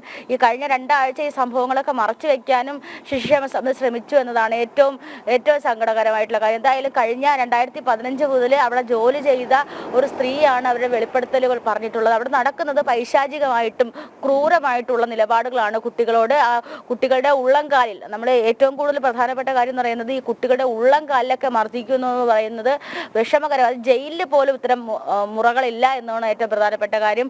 നമ്മൾ ഈ സിനിമകളിലൊക്കെ കാണുന്നത് പോലെ പോലീസ് നടപടികളിലൊക്കെ ഇത്തരത്തിൽ ഉള്ളംകാലിലൊക്കെ മർദ്ദിക്കുന്നത് കണ്ടിട്ടിൽ പോലും ഈ കുഞ്ഞു കുട്ടികളോട് ഇത്തരത്തിൽ ക്രൂരത കാണിക്കുന്നു എന്ന് പറയുമ്പോൾ അവിടെ അതൊരു ഒട്ടും മനസാക്ഷി ഇല്ലാതെ പെരുമാറുന്നു എന്ന് വേണം പറയാൻ. മനസാക്ഷിയില്ലാത്ത ഒരു കൂട്ടർ തന്നെയാണ് ശിശുക്ഷേമ സമിതിയിലെ ജീവനക്കാരായിട്ട് ഉള്ളത് എന്ന് തന്നെ പറയണം. മുന്നായിയുടെ വെളിപ്പെടുത്തലുകൾ അത് അതീവ ഗുരുതരമായിട്ടുള്ള വെളിപ്പെടുത്തലുകൾ തന്നെയാണ്. ഈ ഒരു സംഭവം കുറെ കാലങ്ങളായിട്ട് നടക്കുന്നുണ്ട്. നമ്മുടെ പ്രേക്ഷകർ പറയുന്ന കാര്യങ്ങൾ, ഈ കുഞ്ഞുങ്ങള് ഈ ആയമാരെ വിളിക്കുന്നത് അമ്മ എന്നാണ്, എന്നിട്ടാണ് അവർ ഈ കണ്ണില്ലാത്ത ക്രൂരത കാണിക്കുന്നത്. എല്ലായിടത്തും CCTV ഉണ്ട്, പക്ഷേ കുളിമുറിയിൽ കൊണ്ടുപോയാണ് ഈ അതിക്രൂരമായ നടപടികളൊക്കെ തന്നെ ചെയ്യുന്നത്. നമ്മുടെ പ്രേക്ഷകർ ഒന്നടങ്കം പറയുന്നത് ഈ ക്രൂരത ചെയ്തവർക്കൊക്കെ തന്നെ ശിക്ഷ വാങ്ങിക്കൊടുക്കണമെന്നാണ്. RK വൈകുണ്ഠം നമ്മുടെ സ്ഥിരം പ്രേക്ഷകരാണ്, അദ്ദേഹം പറയുന്നുണ്ട് ഷിജു ഖാന്റെ ശിശുക്ഷേമ സമിതിയിലെ രാക്ഷസികൾക്ക് കടുത്ത ശിക്ഷ തന്നെ കൊടുക്കണം. അങ്ങനെ നിരവധി പ്രേക്ഷകരാണ് ഈ ഒരു വിഷയത്തിൽ പ്രേക്ഷകരെല്ലാം വളരെ അതിവൈകാരികമായി തന്നെയാണ് പ്രതികരിച്ചിരിക്കുന്നതും. കാരണം കുഞ്ഞുങ്ങളോടാണ് ഈ ക്രൂരത എന്നുള്ളതാണ്. അവർക്ക് എന്താണ് സംഭവിക്കുന്നത് എന്നറിയില്ല, പറയാനുള്ള ധൈര്യമില്ല. എങ്ങനെയാണ് ഈ 3 സ്ത്രീകൾക്ക് ഇത്തരത്തിൽ ഈ പിഞ്ചു കുഞ്ഞുങ്ങളോട് ഇത് ചെയ്യാൻ കഴിയുന്നു എന്നുള്ളത് തന്നെ. അത് മാത്രമല്ല, ഇത് മറച്ചു വെക്കുകയും കൂടെ ചെയ്തു. ഈ ഒരു സംഭവം നടന്നത് 2 ആഴ്ചയ്ക്ക് മുൻപാണ്. ഈ ബാത്റൂമിലൊക്കെ തന്നെ കുഞ്ഞുങ്ങൾ പോകുമ്പോൾ കരയുന്നുണ്ട്, പക്ഷെ അതൊന്നും തന്നെ അവർ കണക്കാക്കുന്നില്ല. വീണ്ടും വീണ്ടും പീഡനങ്ങൾ നൽകിക്കൊണ്ടിരിക്കുകയാണ് ചെയ്യുന്നത്. രജനി, എന്തായാലും നമുക്കിനി മറ്റൊരു വാർത്തയിലേക്ക് പോകാം. സംസ്ഥാനത്ത് പാഠപുസ്തക അച്ചടിയുടെ മറവിൽ കോടികളുടെ അഴിമതി. തമിഴ്നാട്ടിൽ നിന്ന് പേപ്പർ വാങ്ങിയതിൽ 100 കോടിയിലധികം രൂപയുടെ അഴിമതി എന്നാണ് പരാതി. Kerala books and publication society വഴി 2019 മുതൽ 2024 വരെ നടത്തിയ ഇടപാടുകളിലാണ് അഴിമതി ആരോപണം. സ്റ്റോർ പർച്ചേസ് നിയമവും ടെൻഡർ നടപടികളും അട്ടിമറിച്ചാണ് കോടികളുടെ അഴിമതി നടത്തിയത്. ജനം എക്സ്ക്ലൂസീവ്. 2019 മുതൽ Kerala books and publication society വഴി പാഠപുസ്തകം അച്ചടിക്കുന്നതിലേക്കായി നടത്തിയ ഇടപാടിലാണ് കോടികളുടെ അഴിമതി നടന്നത്. തമിഴ്നാട് പേപ്പർ മില്ലിൽ നിന്നും പേപ്പർ വാങ്ങിയതിലാണ് 100 കോടിയോളം രൂപയുടെ അഴിമതി നടന്നത്. 1 ടൺ 80 GSM പേപ്പറിന് 54,000 രൂപയാണ് തമിഴ്നാട് പേപ്പർ മില്ലിൽ പരസ്യം ചെയ്തിട്ടുള്ളത്. 30/1/2019 പേപ്പർ വാങ്ങാനുള്ള ഭരണാനുമതിയിൽ 80 GSM പേപ്പറിന് അനുമതി നൽകിയത് 54,063 രൂപയ്ക്കാണ്. 23/1/2019 KBPS 76,200 രൂപയ്ക്ക് തമിഴ്നാട് പേപ്പർ മില്ലിന് പർച്ചേസ് ഓർഡർ നൽകി. 22,137 രൂപയുടെ ക്രമക്കേട്. ഇതുവഴി ആ വർഷം മാത്രമുണ്ടായത് 20 കോടിയുടെ വ്യത്യാസം. കൃത്യമായി കണക്കാക്കിയിട്ടുണ്ട്. 52,600 രൂപ 1 ടൺ പേപ്പറിന് ആ വിലയ്ക്ക് വേണം തമിഴ്നാട് പേപ്പർ മില്ലിൽ നിന്ന് വാങ്ങാനെന്നുള്ള ഗവൺമെന്റ് ഉത്തരവുണ്ട്. പക്ഷേ അതിന് തൊട്ട് മുമ്പ് 23/1 72,600 രൂപയ്ക്ക് എല്ലാ മാനദണ്ഡങ്ങളും തെറ്റിച്ചുകൊണ്ട് തമിഴ്നാട് പേപ്പർ മില്ലിന് കേരള ബുക്സ് ആൻഡ് പബ്ലിക്കേഷൻസ് വിൽപ്പന നടത്തുകയാണ്, കരാറുണ്ടാക്കുകയാണ്. ഈ മാനദണ്ഡങ്ങൾ എല്ലാം ലംഘിച്ചുകൊണ്ട് ഏതാണ്ട് 20,000 രൂപ അധികം കൊടുത്തുകൊണ്ടിട്ടാണ് കേരളത്തിലെ പാഠപുസ്തക അച്ചടി നടക്കുന്നത്. 5/9/2019 80 GSM പേപ്പറിന് KBPS 78,700 രൂപ നൽകി. 300 MT അതേ വർഷം വാങ്ങുകയുമുണ്ടായി. മുൻ ഓർഡറിൽ നിന്നും 6,500 രൂപ അധികം. ഒരു ടെൻഡർ നടപടികളും ഇവിടെയും പാലിച്ചില്ല. ശരാശരി ഉപയോഗം കണക്കിലെടുക്കാതെയും സ്റ്റോർ പർച്ചേസ് നിയമം പാലിക്കാതെയുമാണ് പേപ്പർ വാങ്ങിയത്. അഡീഷണൽ വിദ്യാഭ്യാസ വകുപ്പ് ഡയറക്ടറുള്ള ഭരണഘടനാ ഉത്തരവ് പ്രകാരം ഓരോ വർഷവും വാങ്ങുന്ന പേപ്പറിന്റെ അളവ് കൃത്യമായിട്ട് സൂക്ഷിക്കണം. അതിൽ നിന്ന് മിച്ചം വന്നിട്ടുള്ള എത്രയാണോ അത് കണക്കാക്കിയിട്ട് വേണം അടുത്ത വർഷം വാങ്ങിക്കാൻ. അപ്പോൾ സ്റ്റോർ പർച്ചേസ് നിയമം ബാധകമാക്കിക്കൊണ്ടിരിക്കുന്ന ഈ സംസ്ഥാനത്ത് ആ സ്റ്റോർ പർച്ചേസ് നിയമങ്ങൾ പാടെ ലംഘിച്ചുകൊണ്ട്, അതായത് സ്റ്റോർ പർച്ചേസ് വരുന്ന മുഖ്യമന്ത്രിയുടെ കീഴിലാണ്, അപ്പോൾ അത് പാടെ ലംഘിച്ചുകൊണ്ടിട്ടാണ് ഈ ഒരു വലിയൊരു അഴിമതി ഈ കേരള ബുക്സ് ആൻഡ് പബ്ലിക്കേഷൻസും അതോടൊപ്പം തന്നെ തമിഴ്നാട് പേപ്പർ മില്ലിൽ നിന്നും ഇടനില നിന്നുകൊണ്ടുണ്ടാക്കുന്നത്. 2016-17 മുതൽ സ്റ്റോർ പർച്ചേസ് നിയമം പാലിച്ച് ടെൻഡർ നടത്തിയ പർച്ചേസാണ് 2019 മുതൽ ഇല്ലാതായത്. ടെൻഡറിന് വിളിച്ചപ്പോൾ ആരും പങ്കെടുത്തില്ലെന്നാണ് സർക്കാരിന്റെ RTI മറുപടി. ഇത്തരത്തിൽ നിയമങ്ങൾ കാറ്റിൽ പറത്തി 2024 വരെ സ്റ്റോർ പർച്ചേസ് നിയമം ലംഘിച്ച് പേപ്പർ വാങ്ങിയ ഇനത്തിൽ 100 കോടിയിലധികം രൂപ അഴിമതി നടന്നു. മുഖ്യമന്ത്രിയുടെ ഓഫീസിനും അഴിമതിയിൽ പങ്കുണ്ടെന്നാണ് ആരോപണം. എസ് ശാലിനി, ജനം, തിരുവനന്തപുരം. എന്തായാലും ഈ അഴിമതി കഥയുടെ തുടർ ചർച്ചകൾ നമുക്ക് വരും മണിക്കൂറുകളിൽ കാണാം. ഇതുമായി ബന്ധപ്പെട്ട കൂടുതൽ പ്രതികരണങ്ങളും നമുക്ക് തേടേണ്ടതുണ്ട്. മറ്റൊരു വാർത്തയിലേക്ക് പോവുകയാണ്. ശബരിമല സ്പെഷ്യൽ ഡ്യൂട്ടിക്ക് എത്തിയ ടെലികമ്മ്യൂണിക്കേഷൻ വിഭാഗത്തിലെ പോലീസുകാർക്ക് മുൻകൂർ യാത്രാബത്ത നൽകാതെ ആഭ്യന്തര വകുപ്പ്. 10 ദിവസം വീതമാണ് ഡ്യൂട്ടി. ഇൻസ്പെക്ടർ മുതൽ എല്ലാ ഗ്രേഡിലുമുള്ള പോലീസുകാർ ജോലി ചെയ്യുന്ന ടെലികമ്മ്യൂണിക്കേഷൻ വിഭാഗത്തിലെ പോലീസുകാർക്കാണ് യാത്രാബത്ത നൽകാത്തത്. ജനം ബ്രേക്കിംഗ്. അഖിൽ പാലോട്ടുമടമുണ്ട് ഈ വാർത്തയുടെ കൂടുതൽ വിശദാംശങ്ങൾ നൽകാനായിട്ട്. അഖിൽ, കഴിഞ്ഞ ദിവസം കോടതി ഒരു വിഷയം പരിഗണിച്ചപ്പോൾ പറഞ്ഞിട്ടുണ്ടായിരുന്നു, ശബരിമല ഡ്യൂട്ടിയിലെത്തുന്ന പോലീസുകാർ അവർ ചെയ്യുന്ന ആ ഒരു പ്രവൃത്തി നല്ലതാണ്, പക്ഷേ അതിനു വേണ്ടിയിട്ടുള്ള അവർക്ക് കൂലി ക്ഷാമബത്ത പോലും നൽകാൻ കഴിയാത്തൊരവസ്ഥയിലാണ് ആഭ്യന്തര വകുപ്പ് ഉള്ളത്. ഇപ്പോൾ ഈ വാർത്തയുടെ കൂടുതൽ വിശദാംശങ്ങൾ എന്തൊക്കെയാണ്?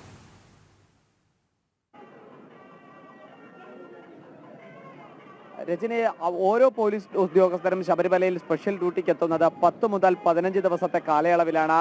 മാറി മാറി ഓരോ തസ്തികയിലേക്കും പോലീസ് ഉദ്യോഗസ്ഥർ ശബരിമല സന്നിധാനത്തേക്ക് ജോലിക്കെത്തുന്ന, അത് ഇൻസ്പെക്ടർ റാങ്ക് മുതൽ അല്ലെങ്കിൽ സാധാ പോലീസുകാർ മുതൽ ഉയർന്ന ഉദ്യോഗസ്ഥർ വരെ ഉള്ള ഉദ്യോഗസ്ഥരാണ്, IPS റാങ്കിലുള്ള ഉദ്യോഗസ്ഥരാണ് ടേം അനുസരിച്ച് ശബരിമല സന്നിധാനത്തേക്ക് സ്പെഷ്യൽ ഡ്യൂട്ടിയായി എത്തുന്നത്. ഇതിൽ ടെലികമ്മ്യൂണിക്കേഷൻ വിഭാഗത്തിൽ, അതായത് കമ്മ്യൂണിക്കേഷൻ നടത്തുന്ന മറ്റു സാങ്കേതിക സംവിധാനങ്ങൾ പ്രയോജനപ്പെടുത്തുന്ന തരത്തിലേക്കുള്ള കാര്യങ്ങൾ ചെയ്യുന്നവരെയാണ് ഇത്തരത്തിൽ ഒരു ജോലിക്കായി ഉപയോഗപ്പെടുത്തുന്നത്. അങ്ങനെ അത്തരത്തിൽ ഉപയോഗപ്പെടുത്തുന്ന പോലീസ് ഉദ്യോഗസ്ഥർക്കാണ് ഇപ്പോൾ ക്ഷേമബത്ത നൽകാതെ ആഭ്യന്തര വകുപ്പ് ഒരു ഒളിച്ചു കളി നടത്തുന്നത്. അത് ശബരിമലയിൽ സ്പെഷ്യൽ ഡ്യൂട്ടിക്ക് ചെയ്യുന്ന ടെലികമ്മ്യൂണിക്കേഷൻ വിഭാഗത്തിൽ TA ലഭിക്കാത്തത് സന്നിധാനം, പമ്പ, നിലയ്ക്കൽ, വണ്ടിപ്പെരിയാർ, എരുമേലി തുടങ്ങിയ സ്ഥലങ്ങളിൽ ജോലി, അതായത് ശബരിമല ദർശനത്തിലേക്ക് എത്തുന്ന പ്രധാനപ്പെട്ട ഇടത്താവളങ്ങളും അതുപോലെ തന്നെ സന്നിധാനത്തും ജോലി ചെയ്യുന്ന ടെലികമ്മ്യൂണിക്കേഷൻ വിഭാഗത്തിലെ ജീവനക്കാർക്കാണ് ഇപ്പോൾ ക്ഷേമബത്ത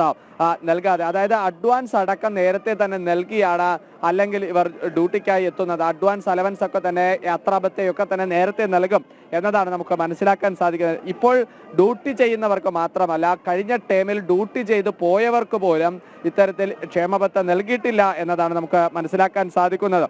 ഇതിൽ ഹെഡ്ക്വാർട്ടേഴ്സിൽ നിന്നുമാണ് ഇവർക്ക് തുക അനുവദിക്കേണ്ടത്. അതായത് ആഭ്യന്തര വകുപ്പ് നേരിട്ട് തന്നെയാണ് ട്രഷറി മുഖാന്തരം ഇവർക്ക് തുക അനുവദിക്കുന്നത്. അത് ഉണ്ടായിട്ടില്ല എന്നതാണ് ഇതിൽ നിന്ന് നമുക്ക് മനസ്സിലാക്കാൻ സാധിക്കുന്നത്. അതായത് ശബരിമല സന്നിധാനത്തേക്ക് എത്തുന്ന ജോലിക്കെത്തിയ പോലീസുകാരോട് ആഭ്യന്തര വകുപ്പ് പൂർണ്ണമായും അവഗണന കാണിക്കുന്നു എന്ന് തന്നെയാണ് നമുക്ക് മനസ്സിലാക്കേണ്ടി വരുന്നത്. കാരണം ശബരിമല സന്നിധാനത്തെ ഡ്യൂട്ടി 10 ദിവസത്തേക്ക് എത്തുന്ന ഈ പോലീസ് സ്വാമിമാരെ സംബന്ധിച്ചിടത്തോളം അവർ കഠിനാധ്വാനം ചെയ്യുന്നവർ തന്നെയാണ്. അതിനെ നമുക്ക് വിസ്മരിക്കാൻ സാധിക്കുന്നതല്ല. ഓരോ ഡിപ്പാർട്ട്മെന്റിലും ജോലി ചെയ്യുന്ന പോലീസ് ഉദ്യോഗസ്ഥർ ആണ് എങ്കിലും അവർ പല തരത്തിലുള്ള ഉത്തരവാദിത്തങ്ങൾ ഏറ്റെടുത്തുകൊണ്ട് തന്നെയാണ് ശബരിമല സന്നിധാനത്തേക്ക് ഈ ജോലിക്ക് ചെയ്യുന്നത്. ഈ ടെലികമ്മ്യൂണിക്കേഷൻ വിഭാഗത്തെ സംബന്ധിച്ചിടത്തോളം ആണ് എന്നുണ്ടെങ്കിൽ അത് കുറച്ചുകൂടി, കാരണം ശബരിമല സന്നിധാനം ഏറ്റവും കൂടുതൽ സുരക്ഷാ മേഖല നിലനിൽക്കുന്ന ഒരു പ്രദേശമാണ്. അതുകൊണ്ട് തന്നെ ആ സുരക്ഷ മുൻനിർത്തി കാര്യങ്ങൾ കൈകാര്യം ചെയ്യുകയും വയർലെസ്സിലൂടെയൊക്കെ തന്നെ വിശദമായ വിവരങ്ങൾ കൈമാറുകയും ചെയ്യുന്ന ഒരു വിഭാഗമായിട്ട് പോലും അവർക്ക് ഈ ബത്ത അലവൻസ് നൽകിയില്ല എന്നതാണ്, DA നൽകിയില്ല എന്നുള്ളതാണ് ഇതിൽ നിന്ന് നമുക്ക് മനസ്സിലാക്കാൻ സാധിക്കുന്നത്. രജനി, ശരിയാണ്, അഖിൽ പറഞ്ഞതുപോലെ തന്നെയാണ്. ഈ രാവും പകലും ഇല്ലാതെ ശബരിമല പോലെയുള്ള ഒരു സ്ഥലത്ത് ഡ്യൂട്ടി ചെയ്യുന്നവരാണ് ടെലികമ്മ്യൂണിക്കേഷൻ വിഭാഗത്തിലെ പോലീസ് ഉദ്യോഗസ്ഥർ. അവരോടാണ് സർക്കാരിൻ്റെ ഈ ഒരു അവഗണനയുള്ളത്. ഇപ്രാവശ്യം മാത്രമല്ല, കഴിഞ്ഞ തവണ ഡ്യൂട്ടി ചെയ്തവർക്ക് പോലും ശമ്പളം കൊടുത്തിട്ടില്ല, ക്ഷാമബത്ത പോലും കൊടുത്തിട്ടില്ല എന്നാണ് പറയുന്നത്. ഈ വാർത്ത എന്തായാലും ആഭ്യന്തര വകുപ്പിന് മുന്നിൽ എത്തട്ടെ, അവർക്ക് ക്ഷാമബത്ത ലഭിക്കട്ടെ എന്ന് തന്നെയാണ് പറയാനുള്ളത്. അഖിൽ പാലോട്ടുമടമാണ് സന്നിധാനത്ത് എന്ന വിവരങ്ങൾ പങ്കുവച്ചുകൊണ്ടിരുന്നത്. കൂടുതൽ വാർത്തകൾ നമുക്ക് നോക്കേണ്ടതുണ്ട്. ഒരു പ്രേക്ഷകൻ പറയുന്നുണ്ട്, ഈ ഫോണ് വെറുതെ പിടിച്ചുകൊണ്ട് നിന്നാൽ പോരാ, കമൻസുകളൊക്കെ വായിക്കണം. നമ്മൾ വായിക്കാറുണ്ട്, പ്രധാനപ്പെട്ടതെല്ലാം. നേരത്തെ ഒരു ആൾ ചോദിച്ചിട്ടുണ്ടായിരുന്നു, ബംഗ്ലാദേശിലെ വിഷയമില്ലേ, വഖഫിൻ്റെ വിഷയമില്ലേ, അതൊക്കെ തന്നെ വരും മണിക്കൂറുകൾ ചർച്ച ചെയ്യും. എത്രയും പെട്ടെന്ന് ശാന്തിയും സമാധാനം ഉണ്ടാകും എന്ന് ആഗ്രഹിക്കുന്നു. മാത്രമല്ല, ഇതോട് സംബന്ധിച്ച് ഇസ്കോൺ ഗ്ലോബൽ ആഗോള തലത്തിൽ, അന്താരാഷ്ട്ര തലത്തിൽ എല്ലാ സ്ഥലങ്ങളിലും പ്രാർത്ഥനാ കൂട്ടങ്ങളും അവിടെയുള്ള എംബസികളിൽ ചെന്നിട്ട് ഇതിൻ്റെ പെറ്റീഷൻ കൊടുക്കുന്നതുമായിട്ടുള്ള എല്ലാ നീക്കങ്ങളുമുണ്ട്. സർവേശ്വരൻ്റെ തൃപ്പാദങ്ങളിൽ എത്രയും പെട്ടെന്ന് ജനങ്ങൾക്ക് ശാന്തിയും സമാധാനം ഉണ്ടാകട്ടെ എന്ന് പ്രാർത്ഥിച്ചു കൊള്ളുന്നു. ഹരേ കൃഷ്ണ. എന്തായാലും ബംഗ്ലാദേശിലെ ജനങ്ങൾക്ക് ശാന്തിയും സമാധാനവും പ്രത്യേകിച്ച് ന്യൂനപക്ഷങ്ങൾക്ക് അതുണ്ടാകട്ടെ എന്ന് തന്നെയാണ് എല്ലാ തലത്തിൽ നിന്നും വരുന്ന പ്രതികരണങ്ങൾ. ഏറ്റവും പ്രധാനപ്പെട്ട ഒരു വാർത്തയിലേക്കാണ് പോകുന്നത്. ബംഗ്ലാദേശിൽ ഹിന്ദുവിരുദ്ധ കലാപത്തിൽ ചൈനയ്ക്കും പാകിസ്ഥാനും വ്യക്തമായ പങ്ക്. ബംഗ്ലാദേശിലെ ജമാഅത്തെ ഇസ്ലാമി നേതാക്കൾ ബീജിംഗ് സന്ദർശിച്ചത് ചൈനീസ് കമ്മ്യൂണിസ്റ്റ് പാർട്ടിയുടെ ക്ഷണപ്രകാരം. ഭാരതത്തിന്റെ വടക്കു കിഴക്കൻ സംസ്ഥാനങ്ങളിലേക്ക് ബംഗ്ലാദേശ് വഴിയുള്ള കടന്നുകയറ്റത്തിന് ചൈനീസ് നീക്കമെന്നും വിലയിരുത്തലുണ്ട്. ഗൗതം അനന്തനാരായണൻ ചേരുന്നുണ്ട്. ഗൗതം, നമസ്തേ. ഏറ്റവും പ്രധാനപ്പെട്ട ഒരു വാർത്തയാണ് നമ്മൾ ഇപ്പോൾ പുറത്തുവിടുന്നത്. ഈ ബംഗ്ലാദേശിലെ ഹിന്ദു വംശഹത്യയ്ക്ക് പിന്നിൽ ചൈനയും അതുപോലെ തന്നെ പാകിസ്ഥാനും.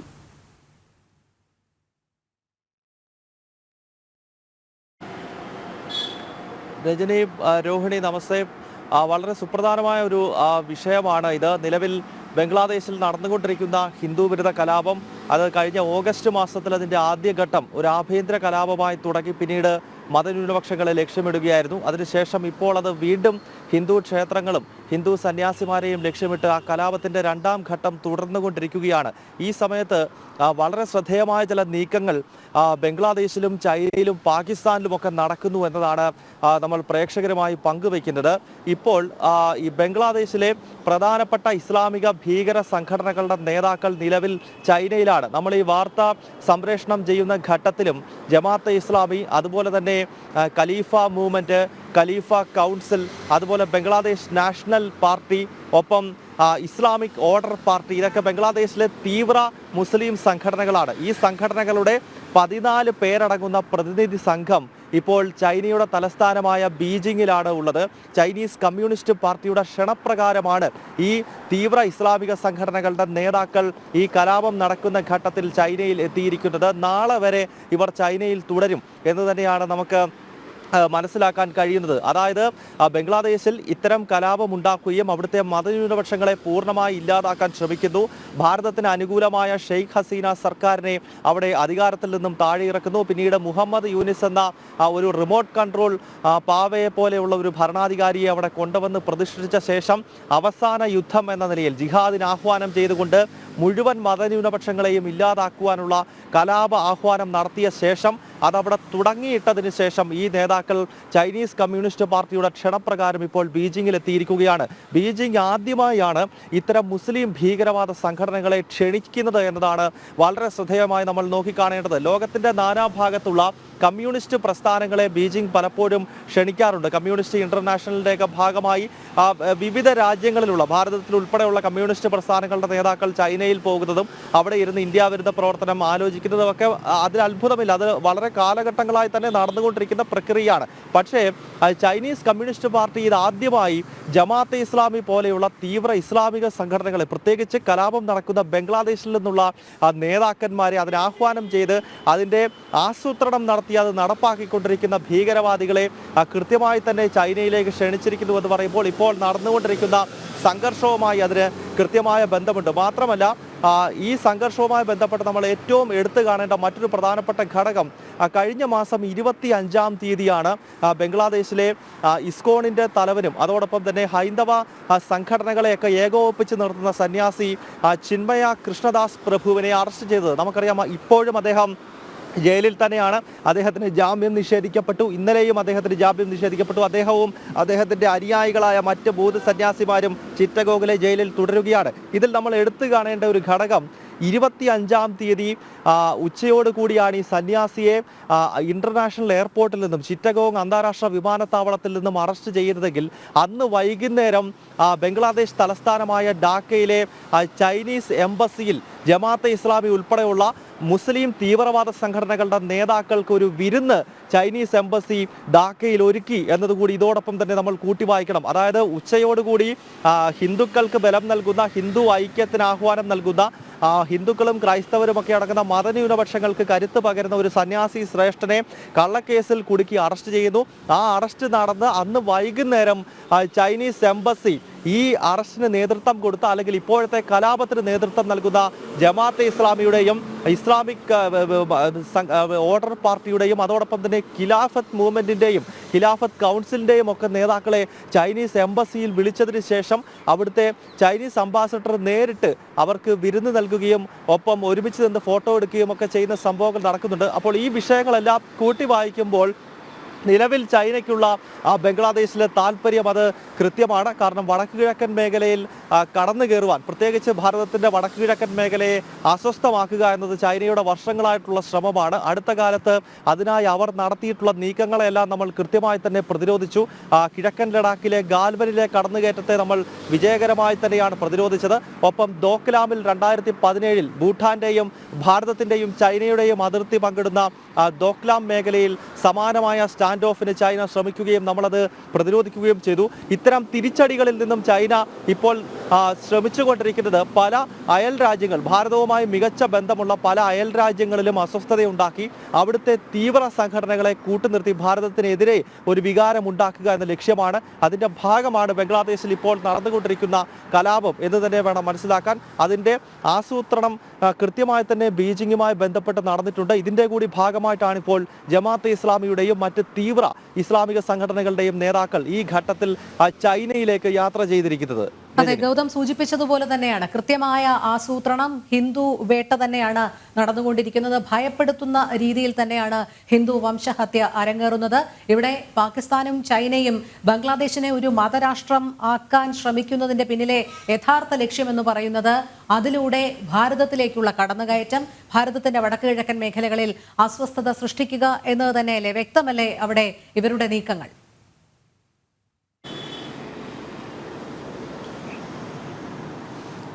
രോഹിണിയും ചൈനയ്ക്കൊപ്പം പാകിസ്ഥാന്റെയും ലക്ഷ്യം രോഹിണി സൂചിപ്പിച്ചത് തന്നെയാണ്. അതായത് ചൈനയും പാകിസ്ഥാനും ഒരു അച്ചുതണ്ടാണ്. ഒരു നാണയത്തിന്റെ രണ്ട് വശങ്ങളായി ഭാരതത്തിനെതിരെ പ്രവർത്തിച്ചുകൊണ്ടിരിക്കുന്ന രാജ്യങ്ങളാണ് ചൈനയും പാകിസ്ഥാനും.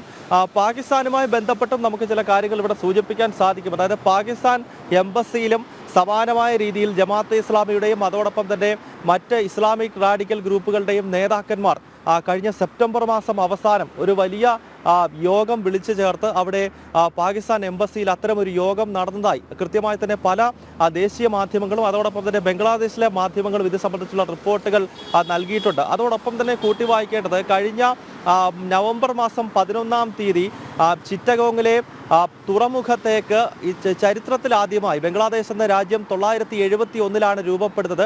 അതിനുശേഷം ആദ്യമായി പാകിസ്ഥാനിൽ നിന്നും പാകിസ്ഥാൻ്റെതായ ചരക്കുമായി കപ്പലുകൾ, അതും ചൈനീസ് കപ്പലുകൾ ചിറ്റഗോങ് തുറമുഖത്തേക്ക് എത്തി എന്നുള്ളതാണ്. ബംഗ്ലാദേശ് രൂപീകരിക്കപ്പെട്ടതിന് ശേഷം ചിറ്റഗോങ് തുറമുഖത്തേക്ക് പാകിസ്ഥാനിൽ നിന്നും ചരക്ക് കപ്പലുകൾ വന്നിട്ടുണ്ട്. അത് പാകിസ്ഥാൻ്റെതായ ഉൽപ്പന്നങ്ങളായിരുന്നില്ല, മറിച്ച് മറ്റേതെങ്കിലുമൊക്കെ രാജ്യങ്ങളുടെ ഉൽപ്പന്നങ്ങളുമായി കപ്പലുകൾ വരികയും പോകുകയും ഒക്കെ ചെയ്തിട്ടുണ്ടെങ്കിൽ ഇപ്പോൾ ഈ ഇരു രാജ്യങ്ങളും തമ്മിൽ ശത്രുപക്ഷത്ത് നിന്നിരുന്ന, കാരണം ബംഗ്ലാദേശിന്റെ രൂപീകരണത്തിന്റെ തന്നെ അടിസ്ഥാനപരമായ കാരണം പാകിസ്ഥാനിൽ നിന്നുള്ള അവഗണനയാണ്. അല്ലെങ്കിൽ ബംഗാളി ഭാഷ സംസാരിക്കുന്ന പാകിസ്ഥാൻകാരെ ഉറുദു ഭാഷ സംസാരിക്കുന്ന പാകിസ്ഥാനികൾ തള്ളിപ്പറയുന്നു തുടങ്ങിയ വികാരത്തിൽ നിന്നാണ് ബംഗ്ലാദേശ് എന്ന രാജ്യം രൂപപ്പെടുന്നത്. അതിനുശേഷം ഈ രണ്ടു രാജ്യങ്ങളും ശത്രുപക്ഷത്ത് നിന്നിട്ടുള്ള രാഷ്ട്രങ്ങളാണ്.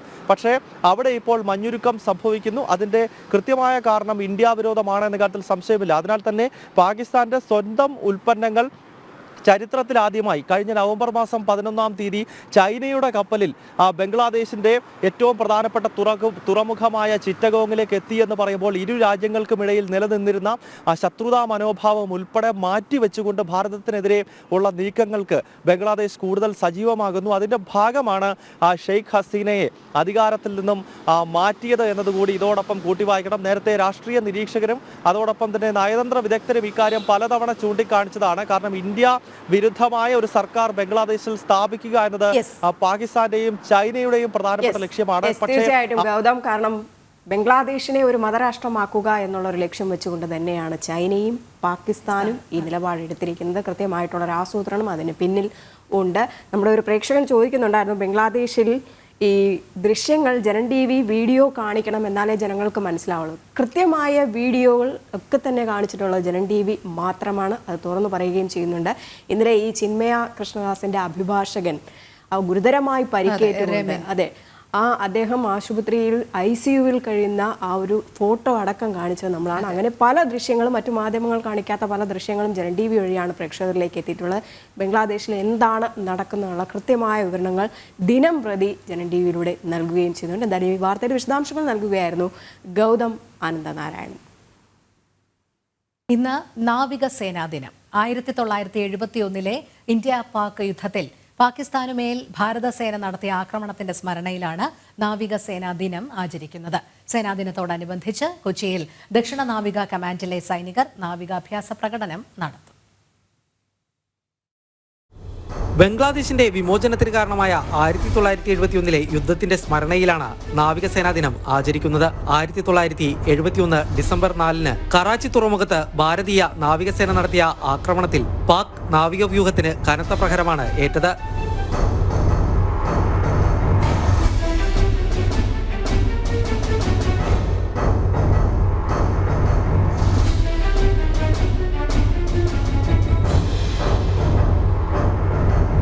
ഓപ്പറേഷൻ ട്രൈഡന്റ് എന്ന പേരിട്ട ദൗത്യത്തിൽ മിസൈൽ ബോട്ടുകൾ നടത്തിയ ആക്രമണത്തിൽ പാക് നാവികസേനയുടെ നിരവധി കപ്പലുകൾ തകർന്നു. ഡിസംബർ 3 ഇന്ത്യൻ വ്യോമകേന്ദ്രത്തിന് നേരെ പാകിസ്ഥാൻ നടത്തിയ ആക്രമണത്തിന് മറുപടിയായിരുന്നു operation trident. INS Veer, INS Nirghat, INS Nipat തുടങ്ങിയ യുദ്ധക്കപ്പലുകളുടെ അകമ്പടിയോടെയാണ് നാവികപ്പട കറാച്ചിയിൽ പ്രത്യാക്രമണം നടത്തിയത്.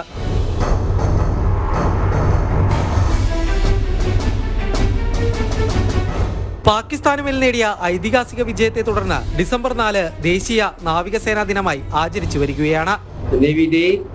is not just a celebration of our victory in 1971. It is also an acknowledgement of Indian Navy's role in Operation Trident, and more importantly, to the tribute to the bravery, courage and valor of our men who made the supreme sacrifice in the defense of our beloved nation.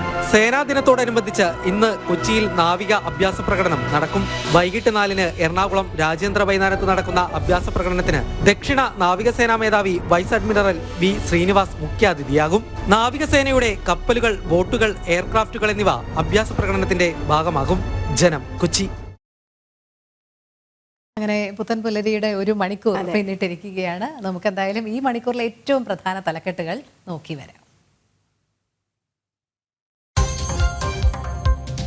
Thiruvananthapuram ശിശുക്ഷേമ സമിതിയിൽ നടക്കുന്നത് കണ്ണില്ലാത്ത ക്രൂരത. പുറം ലോകം അറിയാതിരിക്കാൻ കുഞ്ഞുങ്ങളെ ഉപദ്രവിക്കുന്നത് ജനനേന്ദ്രിയത്തിലും ഉള്ളം കാലിലുമെന്ന ശിശുക്ഷേമ സമിതിയിലെ ജീവനക്കാരി. ജനം എക്സ്ക്ലൂസീവ്.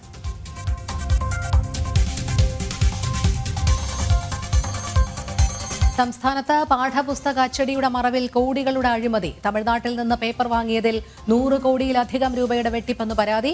കോടികളുടെ അഴിമതി, സ്റ്റോർ പർച്ചേസ് നിയമവും ടെൻഡർ നടപടികളും അട്ടിമറിച്ച്. ജനം എക്സ്ക്ലൂസീവ്.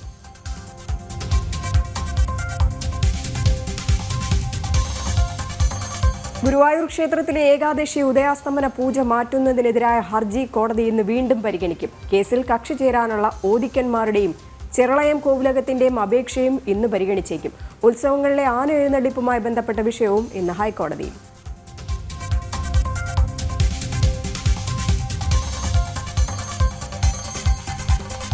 കോഴിക്കോട് MM അലി റോഡിലെ 10 വ്യാപാരികൾക്ക് വഖഫ് ബോർഡിന്റെ നോട്ടീസ്. 40ഓളം വർഷമായി വാടക കെട്ടിടത്തിൽ വ്യാപാരം നടത്തുന്നവർക്കാണ് ഭീഷണി. വടകരയിൽ ഹോട്ടൽ ഉടമയായ വയോധികൻ ശ്രീധരനും വഖഫ് നോട്ടീസ്.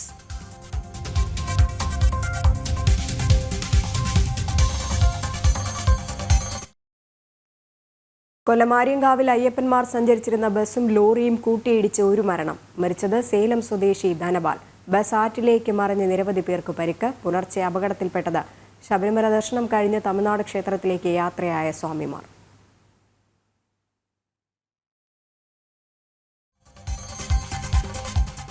ആലപ്പുഴ വാഹനാപകടത്തിൽ മരിച്ച മെഡിക്കൽ വിദ്യാർത്ഥികളായ ആയുഷ് ഷാജി, ദേവാനന്ദൻ എന്നിവരുടെ സംസ്കാരം ഇന്ന്.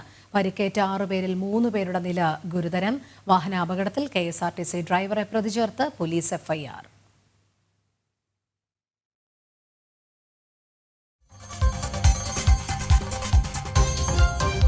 നെല്ലിന്റെ സംഭരണ വില വെട്ടിക്കുറച്ച് സംസ്ഥാന സർക്കാർ നടപടിയിൽ പ്രതിഷേധം ശക്തം. ഉപതെരഞ്ഞെടുപ്പ് കഴിഞ്ഞതോടെ സർക്കാർ വയറ്റത്തടിച്ചെന്ന് കർഷകർ. കേന്ദ്ര സർക്കാർ നെല്ലിന് താങ്ങുവില കൂട്ടുമ്പോൾ സംസ്ഥാന സർക്കാർ വെട്ടിക്കുറയ്ക്കുന്ന തുടർച്ചയായ 4ാം തവണ.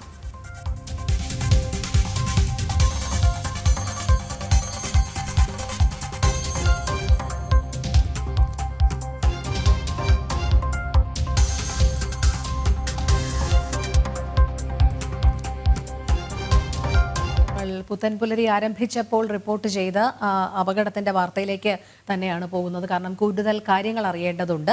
കൊല്ലം ആര്യങ്കാവിൽ അയ്യപ്പന്മാർ സഞ്ചരിച്ചിരുന്ന ബസ്സും ലോറിയും കൂട്ടിയിടിച്ചുണ്ടായ അപകടത്തിൽ ഒരു മരണമാണ് സംഭവിച്ചിരിക്കുന്നത്.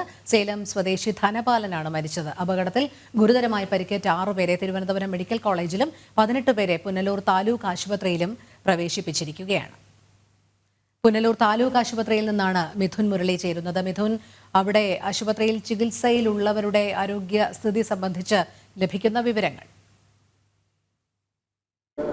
രോഹിണി, ഇവിടെ ചികിത്സയിലുള്ള ആളുകളുടെ ആരോഗ്യസ്ഥിതി സംബന്ധിച്ച് ആശ്വാസകരമായിട്ടുള്ള വാർത്തയാണ് ലഭിക്കുന്നത്. ഇവിടെ ചികിത്സയിലുള്ളവർക്ക് ആവശ്യമായിട്ടുള്ള പ്രാഥമിക ചികിത്സകളും മറ്റനുബന്ധ ചികിത്സകളും എല്ലാം നൽകി ഇവിടെ ഉണ്ട്.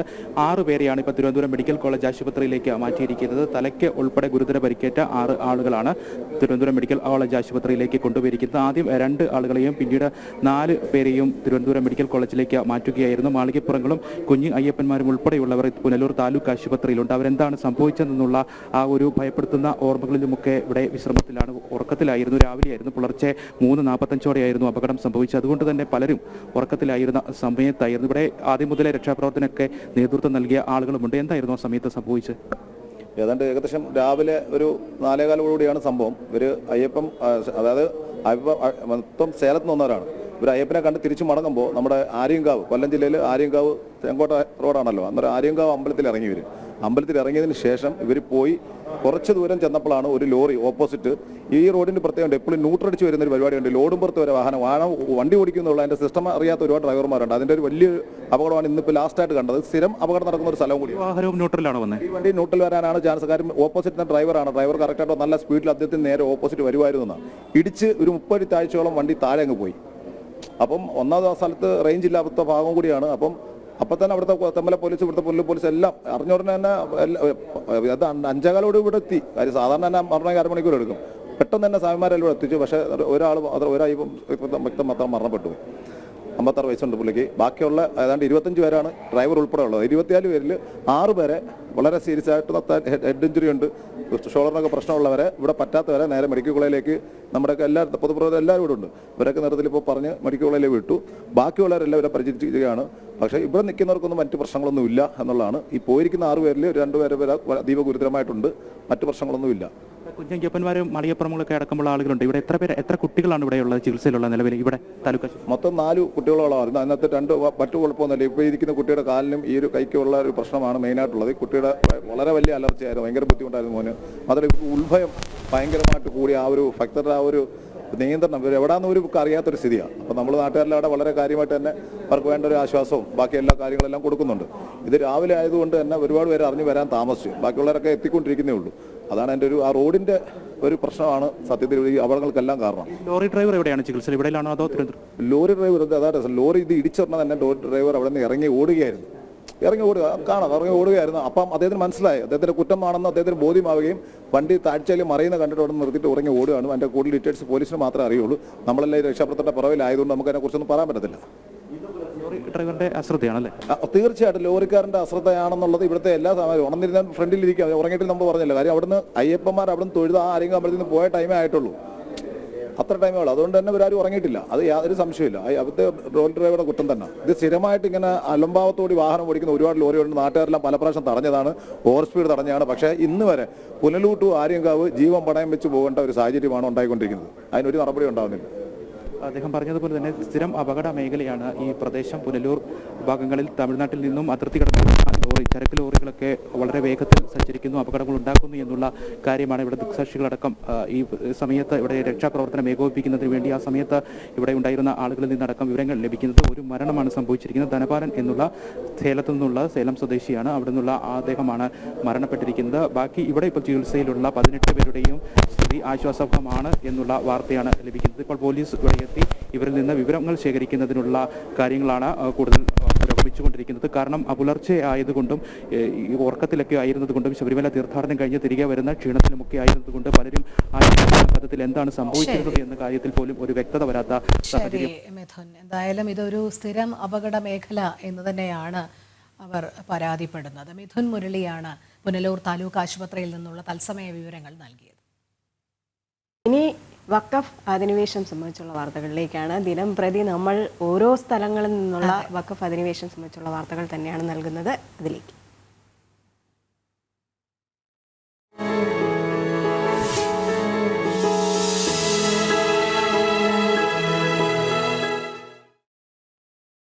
കോഴിക്കോട് MM അലി റോഡിലെ 10 വ്യാപാരികൾക്ക് വഖഫ് ബോർഡിന്റെ നോട്ടീസ്.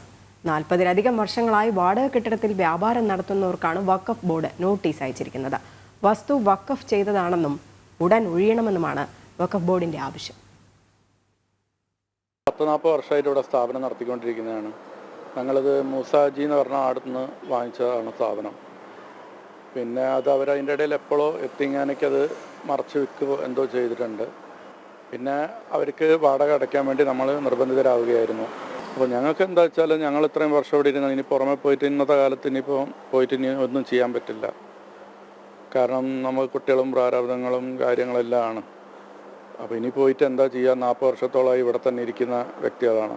ചേരൂർ എത്തിങ്ങാന വാടകയ്ക്ക് വരികയും അവർക്ക് വാടക കൊടുക്കാൻ ഞങ്ങൾ നിർബന്ധിതരാകുകയും ചെയ്ത്. അന്നേരം ഞങ്ങൾ അറിയുന്നില്ല ഇത് ആരുതാണ് ബിൽഡിങ് എന്താണ് ഇതെന്നൊന്നും അറിയുന്നില്ല.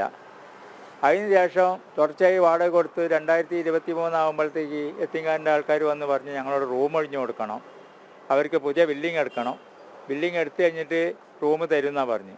ഞങ്ങൾ പറഞ്ഞ അഗ്രിമെൻ്റ് പ്രകാരം ഞങ്ങളോട് പറയുകയാണെങ്കിൽ ഞങ്ങൾ റൂം ഒഴിഞ്ഞു തരാം, നിങ്ങൾ ബിൽഡിംഗ് ഉണ്ടായിക്കോളൂ, എന്നിട്ട് ഞങ്ങൾക്ക് റൂം തന്നാൽ മതി. അതിനവർ സമ്മതിക്കുന്നില്ല.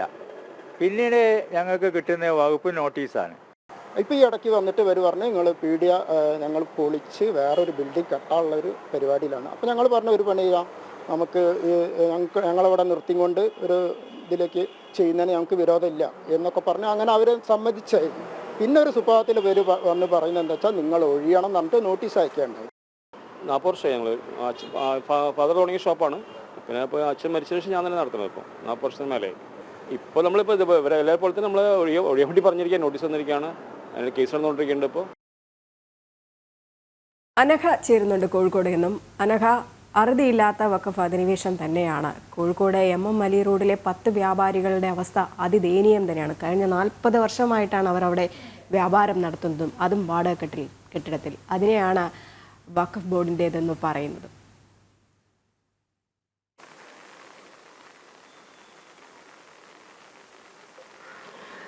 തീർച്ചയായും കഴിഞ്ഞ 1-2-1 30-40 വർഷമായി ആ വാടക കെട്ടിടത്തിൽ വാടക കൃത്യമായി കൊടുത്തുകൊണ്ട് വ്യാപാരം നടത്തുന്ന 10 വ്യാപാരികൾക്കാണ് ഇപ്പോൾ വഖഫ് നോട്ടീസ് അയച്ചിരിക്കുന്നത്. കൃത്യമായി വാടക നൽകി പോരുന്നത് കൊണ്ട് തന്നെ ഒരു സുപ്രഭാതത്തിലാണ് ഇവർക്ക് ഈ വഖഫിന്റെ നോട്ടീസ് ലഭിക്കുന്നത്. ഉടൻ ഒഴിഞ്ഞു പോകണം, ഇവിടെ നിന്ന് മറ്റൊരിടത്തേക്ക് മാറണം എന്നാണ് ആ വഖഫ് നോട്ടീസിൽ പറയുന്നത്. 10 കടകളാണ് ആ ബിൽഡിംഗിൽ ഉള്ളത്. ആ 10 കടകളിലേക്കും ഈ നോട്ടീസ് എത്തിയിട്ടുണ്ട്.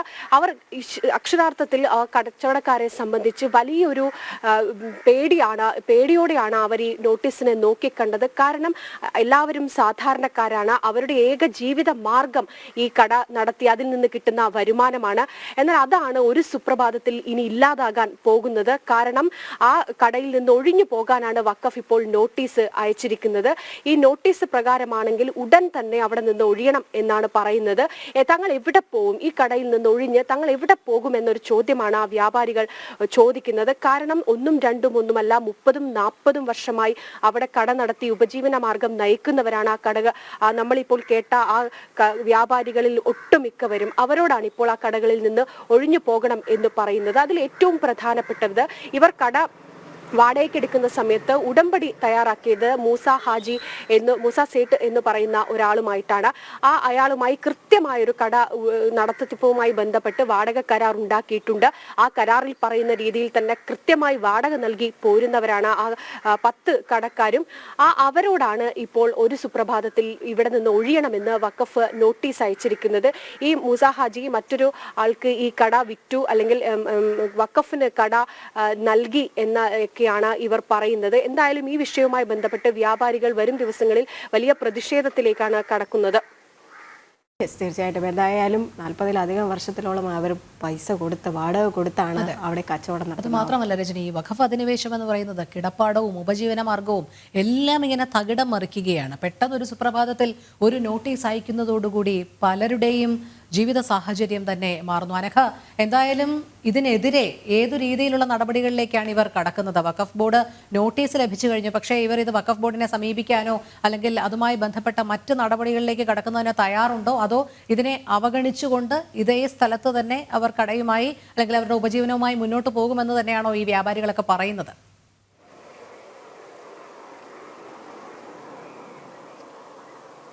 വ്യാപാരികളുടെ ഇടയിൽ നിന്ന് വലിയ പ്രതിഷേധമാണ് ഇതുമായി ബന്ധപ്പെട്ട് ഉയരുന്നത്. അതുമായി ബന്ധപ്പെട്ട് ഇന്നലെ അടക്കം വലിയ പ്രതിഷേധ പരിപാടികളൊക്കെ അവർ സംഘടിപ്പിച്ചിരുന്നു. എന്തായാലും നിയമ നടപടിയുമായി മുന്നോട്ട് പോകാൻ തന്നെയാണ് വ്യാപാരികളുടെ നീക്കം. ആദ്യം ഇതുമായി ബന്ധപ്പെട്ട വഖഫ് ട്രൈബ്യൂണലിനെയാണ് സമീപിക്കേണ്ടത്. ട്രൈബ്യൂണലുമായി സമീപിക്കാനുള്ള ഒരു നീക്കമാണ് ഈ വ്യാപാരികളുടെ ഭാഗത്ത് നിന്ന് ഉണ്ടാകുന്നത്. അവർ ഉന്നയിക്കുന്ന ഏറ്റവും പ്രധാനപ്പെട്ട കാര്യം, തങ്ങൾ ഇവിടെ വർഷങ്ങളായി 40-30 വർഷമായി കട നടത്തുന്നവരാണ്. ആ തങ്ങളോട് ഒരു സുപ്രഭാതത്തിൽ വന്ന് ഈ കട ഒഴിഞ്ഞു പോകണമെന്ന് വഖഫ് പറഞ്ഞാൽ തങ്ങൾ ഇങ്ങോട്ട് പോകും, തങ്ങൾക്ക് ജീവിക്കണം, തങ്ങളുടെ എന്ത് ഉപജീവന മാർഗം കണ്ടെത്തും? ഇങ്ങനെ ഉയരുന്ന കുറേ അധികം ചോദ്യങ്ങളാണ് അവർ ചോദിച്ചുകൊണ്ടിരിക്കുന്നത്. എന്തായാലും ഒരു കുടിയിറക്ക് ഭീഷണി നേരിടുകയാണ് ആ വ്യാപാരികൾ. ഒരു സുപ്രഭാതത്തിൽ ഒരു വഖഫ് നോട്ടീസിന്റെ പേരിൽ അവിടെ നിന്ന് കുടിയിറങ്ങേണ്ടി വരുന്ന ഒരവസ്ഥ, അതൊരിക്കലും ഒരു നീതിയല്ല. അതുകൊണ്ട് തന്നെ തങ്ങൾക്ക് എല്ലാ രീതിയിലുമുള്ള നീതി ലഭിക്കണം എന്ന് തന്നെയാണ് കട ഉടമകൾ അല്ലെങ്കിൽ കട നടത്തുന്നവർ പറയുന്നത്. അതുമായി ബന്ധപ്പെട്ട നിയമ നടപടികളിലേക്ക് മറ്റുമൊക്കെ കടക്കാൻ തന്നെയാണ് വ്യാപാരികളുടെ തീരുമാനം. ശരി അനഘ. ഇനി മഹാരാഷ്ട്രയിലേക്കാണ് നമ്മൾ പോകുന്നത്. എന്തായാലും മഹായുതി സർക്കാരിന്റെ സത്യപ്രതിജ്ഞ നാളെയാണ്. മുഖ്യമന്ത്രിയെ ഇന്ന് പ്രഖ്യാപിക്കും. നിർണായക BJP നിയമസഭാ കക്ഷി യോഗം ഇന്ന് മുംബൈയിൽ ചേരും. ഗൗതം ഉണ്ട്. ഗൗതം, ഇന്ന് നിർണായക നിയമസഭാ കക്ഷി യോഗമാണ് ചേരാൻ പോകുന്നത്. ഇനി മുഖ്യമന്ത്രി ആരാണെന്ന് അറിഞ്ഞാൽ മാത്രം മതി. എല്ലാ തീരുമാനത്തിലേക്കും എത്തിയിട്ടുണ്ട് എന്നാണ് സൂചനകൾ പുറത്തു വരുന്നത്. മഹാരാഷ്ട്രയിൽ വൻ വിജയമാണ് BJP നേടിയത്. എന്തായാലും മുഖ്യമന്ത്രി ആര് എന്നുള്ളൊരു ചോദ്യം മാത്രമേ ഉള്ളൂ.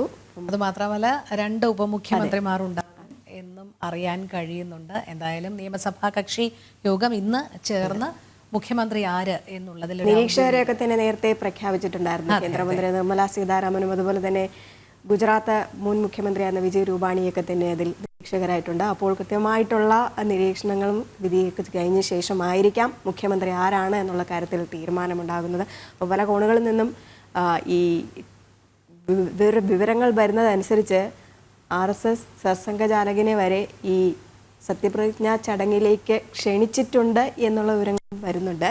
അതിലിപ്പം ഈ മുഖ്യമന്ത്രിയെ ഇന്ന് പ്രഖ്യാപിക്കും. എല്ലാവരും കാത്തിരിക്കുന്നതും ആരാണ് മുഖ്യമന്ത്രി എന്ന് അറിയുന്നതിന് വേണ്ടിയിട്ടാണ്. അതിനു വേണ്ടിയിട്ടുള്ള BJP നിയമസഭാ കക്ഷി യോഗമാണ്, നിർണായകമായ യോഗമാണ് ഇന്ന് മുംബൈയിൽ ചേരാൻ പോകുന്നത്. ഗൗതം അനന്തനാരായണൻ ലൈനിലുണ്ടെന്ന് കരുതുന്നുണ്ട്. ഗൗതം, യെസ്, എന്തായാലും സർക്കാരിൻ്റെ ഈ മഹായുതി സർക്കാരിൻ്റെ സത്യപ്രതിജ്ഞ നാളെ ഉണ്ടാകും. ഇന്ന് നിയമസഭാ കക്ഷി യോഗം ചേരാൻ പോവുകയാണ്. ഡൽഹിയിൽ നിന്നും ഗൗതം അനന്തനാരായണനുണ്ട് മഹാരാഷ്ട്രയിലെ വാർത്തകളുടെ വിശദാംശങ്ങൾ നൽകാനായിട്ട്. ഗൗതം, മഹായുതി സർക്കാരിന്റെ സത്യപ്രതിജ്ഞ നാളെയാണെന്നാണ് പറയുന്നത്. മുഖ്യമന്ത്രിയെ ഇന്ന് പ്രഖ്യാപിക്കും. നിർണായകമായ BJP നിയമസഭാ കക്ഷി യോഗവും ചേരുന്നുണ്ട്. ആരാകും മുഖ്യമന്ത്രി എന്നുള്ള കാര്യത്തിൽ മാത്രമേ ഇനിയൊരു ആകാംക്ഷയുള്ളൂ. എന്താണ് വിശദാംശങ്ങൾ?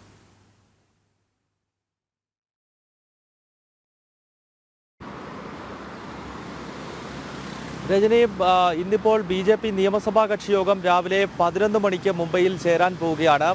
രാവിലെ 10 മണിക്ക് വിധാൻ ഭവനിൽ BJP കോർ കമ്മിറ്റി യോഗം നടക്കും. ആ കോർ കമ്മിറ്റി യോഗത്തിൽ ഡൽഹിയിൽ നിന്നും എത്തിയ 2 കേന്ദ്ര നിരീക്ഷകർ പങ്കെടുക്കും. കേന്ദ്ര ധനമന്ത്രി നിർമ്മല സീതാരാമൻ, അതുപോലെ തന്നെ ഗുജറാത്ത് മുൻ മുഖ്യമന്ത്രി വിജയ് രൂപാണി എന്നിവരാണ് ദേശീയ നേതൃത്വം മഹാരാഷ്ട്രയിലേക്ക് അയച്ചിട്ടുള്ള കേന്ദ്ര നിരീക്ഷകർ. ആ 2 നേതാക്കളുടെയും നേതൃത്വത്തിൽ BJP കോർ കമ്മിറ്റി രാവിലെ 10-നാണ് മുംബൈ വിധാൻ ഭവനിൽ ചേരുക. പിന്നീട് 11 മണിക്ക് മുഴുവൻ MLA-മാരും പങ്കെടുക്കുന്ന 132 MLA-മാരാണ് BJPക്ക് ഈ നിയമസഭാ തെരഞ്ഞെടുപ്പിൽ വിജയിച്ചു വന്നിട്ടുള്ളത്. ആ 132 MLA-മാരും നിയമസഭാ കക്ഷി യോഗത്തിൽ പങ്കെടുക്കും. ആ യോഗത്തിൽ മുഖ്യമന്ത്രി ആരാണ് എന്ന് സംബന്ധിച്ച് നമുക്ക് വ്യക്തമായ ധാരണയെത്തും.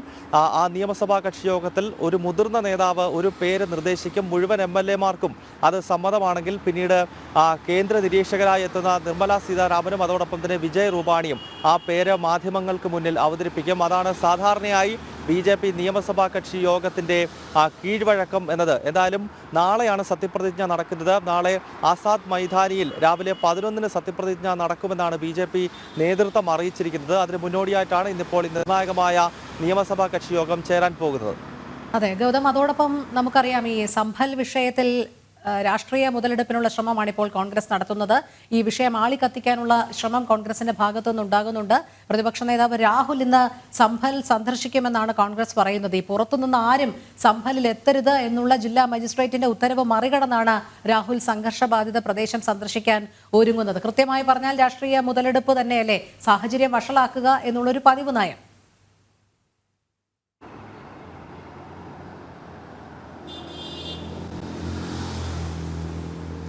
രോഹിണി, സാമ്പലിൽ നിലവിൽ നിരോധനാജ്ഞ ഏർപ്പെടുത്തിയിരിക്കുകയാണ്. ഒരു വലിയ വർഗീയ സംഘർഷത്തിലേക്ക് കാര്യങ്ങൾ പോകാതിരിക്കാനുള്ള ശ്രമമാണ് അവിടെ ജില്ലാ ഭരണകൂടവും അതോടൊപ്പം തന്നെ സംസ്ഥാന സർക്കാരും ഏർപ്പെടുത്തിയിരിക്കുന്നത്. പ്രത്യേകിച്ച് ജില്ലാ മജിസ്ട്രേറ്റിൻ്റെ നിർദ്ദേശം എന്നത് ഡിസംബർ മാസം 10-ാം തീയതി വരെ സാമ്പൽ നഗരത്തിലേക്ക് പുറത്തുനിന്ന് ആരും എത്തേണ്ടതില്ല എന്നതാണ്. കാരണം രാഷ്ട്രീയ നേതാക്കളോ സാമുദായിക നേതാക്കളോ മത നേതാക്കളോ ഒക്കെ എത്തിക്കഴിഞ്ഞാൽ ഒരു സംഘർഷം വ്യാപിക്കാനുള്ള സാഹചര്യമുണ്ട്. കാരണം നിലവിൽ ഒരു ദിവസം മാത്രമാണ് അവിടെ സംഘർഷമുണ്ടായത്.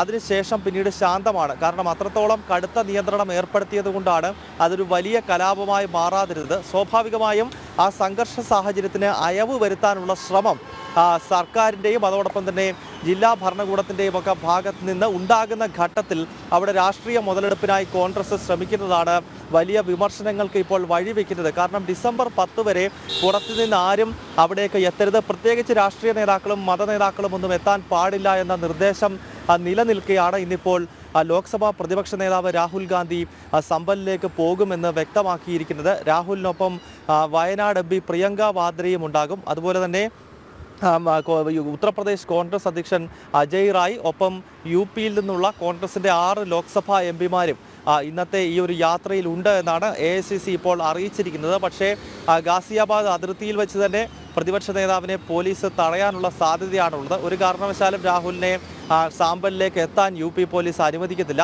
2 ദിവസം മുൻപ് ഉത്തർപ്രദേശ് കോൺഗ്രസ് അധ്യക്ഷൻ അജയ് റായിയുടെ നേതൃത്വത്തിൽ മറ്റൊരു ശ്രമം സംഭലിലേക്ക് പോകാൻ നടത്തിയിരുന്നു. അതിനു മുൻപ് മുസ്ലിം ലീഗിൻ്റെ MP-മാരും സമാനമായ രീതിയിൽ സംഭലിലേക്ക് യാത്ര ചെയ്യാൻ ശ്രമം നടത്തി. അത് രണ്ടും ഉത്തർപ്രദേശ് പോലീസ് തടഞ്ഞിരുന്നു. സ്വാഭാവികമായും ഇന്ന് രാഹുലിനെയും തടയുമെന്ന കാര്യത്തിൽ തർക്കമില്ല. രോഹിണി. ശരി, ഗൗതം അനന്തനാരായണനാണ് വിവരങ്ങൾ നൽകിയത്. നമുക്ക് അന്താരാഷ്ട്ര വാർത്തകളിലേക്കാണ് പോകാനുള്ളത്. കടുത്ത ജനകീയ പ്രതിഷേധത്തെ തുടർന്ന് ദക്ഷിണ കൊറിയയിൽ ഇന്നലെ പ്രഖ്യാപിച്ച അടിയന്തരാവസ്ഥ പിൻവലിച്ചു. അടിയന്തരാവസ്ഥയ്ക്കെതിരായ പ്രമേയം പാർലമെന്റിൽ പാസായി. തുടർന്ന് സ്പീക്കർ അടിയന്തരാവസ്ഥ നിലനിൽക്കില്ലെന്ന് പ്രഖ്യാപിക്കുകയായിരുന്നു. ഇന്നലെയാണ് പ്രസിഡന്റ് ദക്ഷിണ കൊറിയയിൽ അടിയന്തരാവസ്ഥ പ്രഖ്യാപിച്ചത്. ഐസൻ ജോസുണ്ട് ഇന്റർനാഷണൽ ഡെസ്കിൽ നിന്ന് വിവരങ്ങൾ പങ്കുവയ്ക്കാനായിട്ട്. ഐസൻ, ദക്ഷിണ കൊറിയയിലെ രാഷ്ട്രീയ നാടകങ്ങൾ തന്നെയല്ലേ കഴിഞ്ഞ ദിവസം അരങ്ങേറിയത്?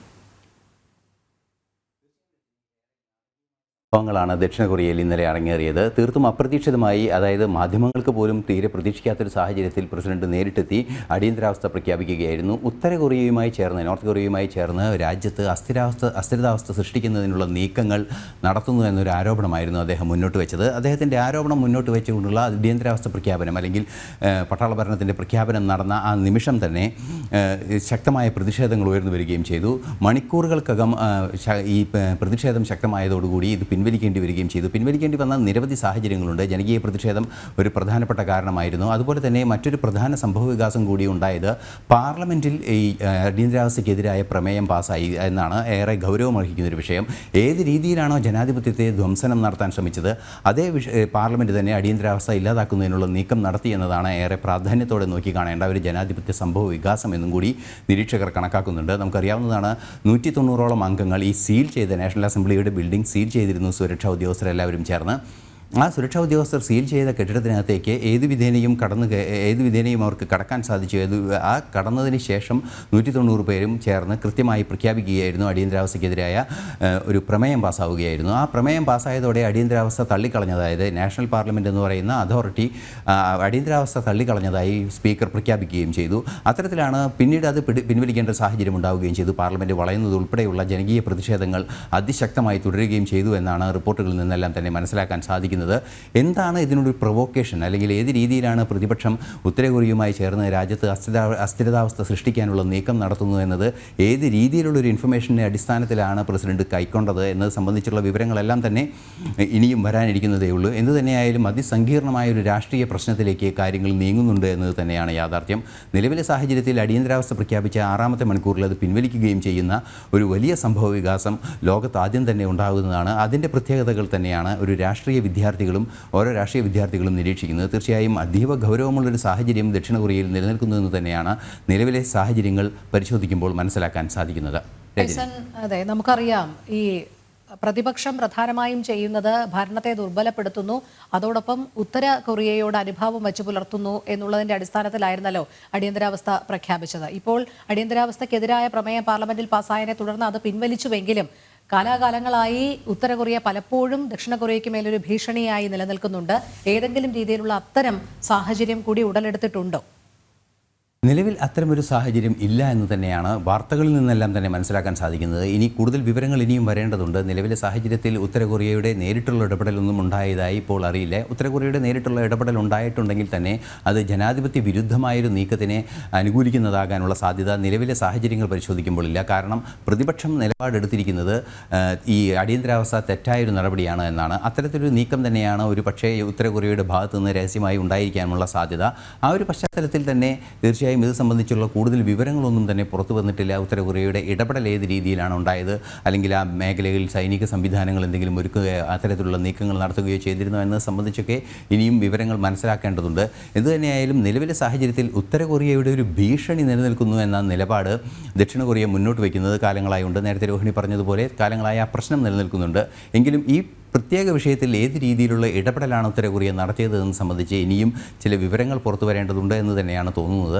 എന്തുതന്നെയായാലും 6 മണിക്കൂറിനുള്ളിൽ ഇത്തരത്തിൽ പ്രഖ്യാപിക്കപ്പെട്ട അടിയന്തരാവസ്ഥ പിൻവലിക്കാൻ പ്രസിഡന്റ് നിർബന്ധിതനാകുന്ന ഒരു സാഹചര്യം, പാർലമെൻറ്റ് ഈ ജനകീയ പ്രതിഷേധത്തിൻ്റെ ഭാഗമായി പാർലമെൻറ്റ് അനുമതിയില്ലാതെ സമ്മേളിക്കുന്ന ഒരു സാഹചര്യം, അത്തരത്തിലുള്ള നീക്കങ്ങളെല്ലാം തന്നെ ഒരു സാധാരണ നീക്കങ്ങളായി മാത്രം കാണാൻ സാധിക്കില്ല എന്നും നിരീക്ഷകർ ചൂണ്ടിക്കാണിക്കുന്നുണ്ട്. ഇത് സംബന്ധിച്ചുള്ള കൂടുതൽ വിവരങ്ങൾ ഇനിയും പുറത്തു വരാനിരിക്കുന്നു എന്ന് തന്നെയാണ് മനസ്സിലാക്കാൻ സാധിക്കുന്നത്. രോഹിണി. ശരി, ഐസൺ ജോസാണ് വിവരങ്ങൾ നൽകിയത്. ഇനി നമ്മൾ പോകുന്നത് വഖഫ് വിഷയത്തിലേക്ക് തന്നെയാണ്. വഖഫ് ഭേദഗതി നിയമത്തിൽ മുനമ്പം ജനതയുടെ ചോദ്യങ്ങൾക്ക് മറുപടിയില്ലാതെ കോൺഗ്രസ് നേതൃത്വം. ഭരണഘടനാ വിരുദ്ധമായ നിലവിലെ വഖഫ് നിയമത്തെ ഭേദഗതി ചെയ്യുന്ന ബില്ലിനെ പിന്തുണയ്ക്കുമോ എന്ന ചോദ്യം ഉയർത്തിയായിരുന്നു തുറന്ന കത്ത്. മുനമ്പത്തെ ദുരിതം വഖഫ് ആക്ട് മൂലമല്ലെന്ന് മുരട്ടുവാദം വേണ്ടെന്നും മുനമ്പം ജനത പറയുന്നു. രേഷ്മ ബാബു ചേരുന്നുണ്ട്. രേഷ്മ, കഴിഞ്ഞ ദിവസം മുനമ്പത്ത് നമ്മൾ കോൺഗ്രസ് നേതാക്കളുടെ രാഷ്ട്രീയ നാടകമൊക്കെ തന്നെ കണ്ടതായിരുന്നു. പക്ഷെ അതൊക്കെ പൊളിഞ്ഞു പോകുന്ന ഒരവസ്ഥ തന്നെയായിരുന്നു. കാരണം മുനമ്പത്തെ ജനങ്ങൾ തന്നെ ആ പ്രതിഷേധം ശക്തമാക്കുമായിരുന്നു. കാരണം തങ്ങളുടെ ദുരിതം പറയാൻ കഴിയാത്തവർക്ക്, അതിന് ഒരു പിന്തുണ പോലും നൽകാൻ കഴിയാത്തവർ ഇവിടേക്ക് വരണ്ട എന്നൊരു തുറന്നു പറച്ചിൽ തന്നെയായിരുന്നു മുനമ്പത്തെ ജനങ്ങൾ കോൺഗ്രസിന് നൽകിയിട്ടുണ്ടായിരുന്നത്.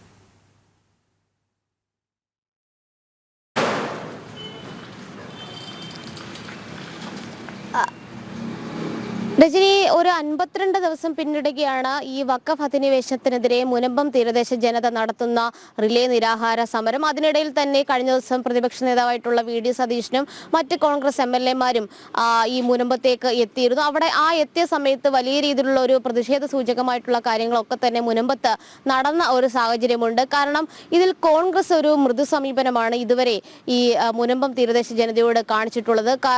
ഈ നിയമസഭയിലടക്കം വഖഫ് ഭേദഗതി ബില്ലിനെതിരെ പ്രമേയം പാസാക്കിയ അതിനൊപ്പം നിന്ന പ്രതിപക്ഷമാണ്. അതുകൊണ്ട് തന്നെ മുനമ്പം തീരദേശ ജനതയ്ക്ക് നിലവിൽ കോൺഗ്രസിനോട് വിശ്വാസമില്ല.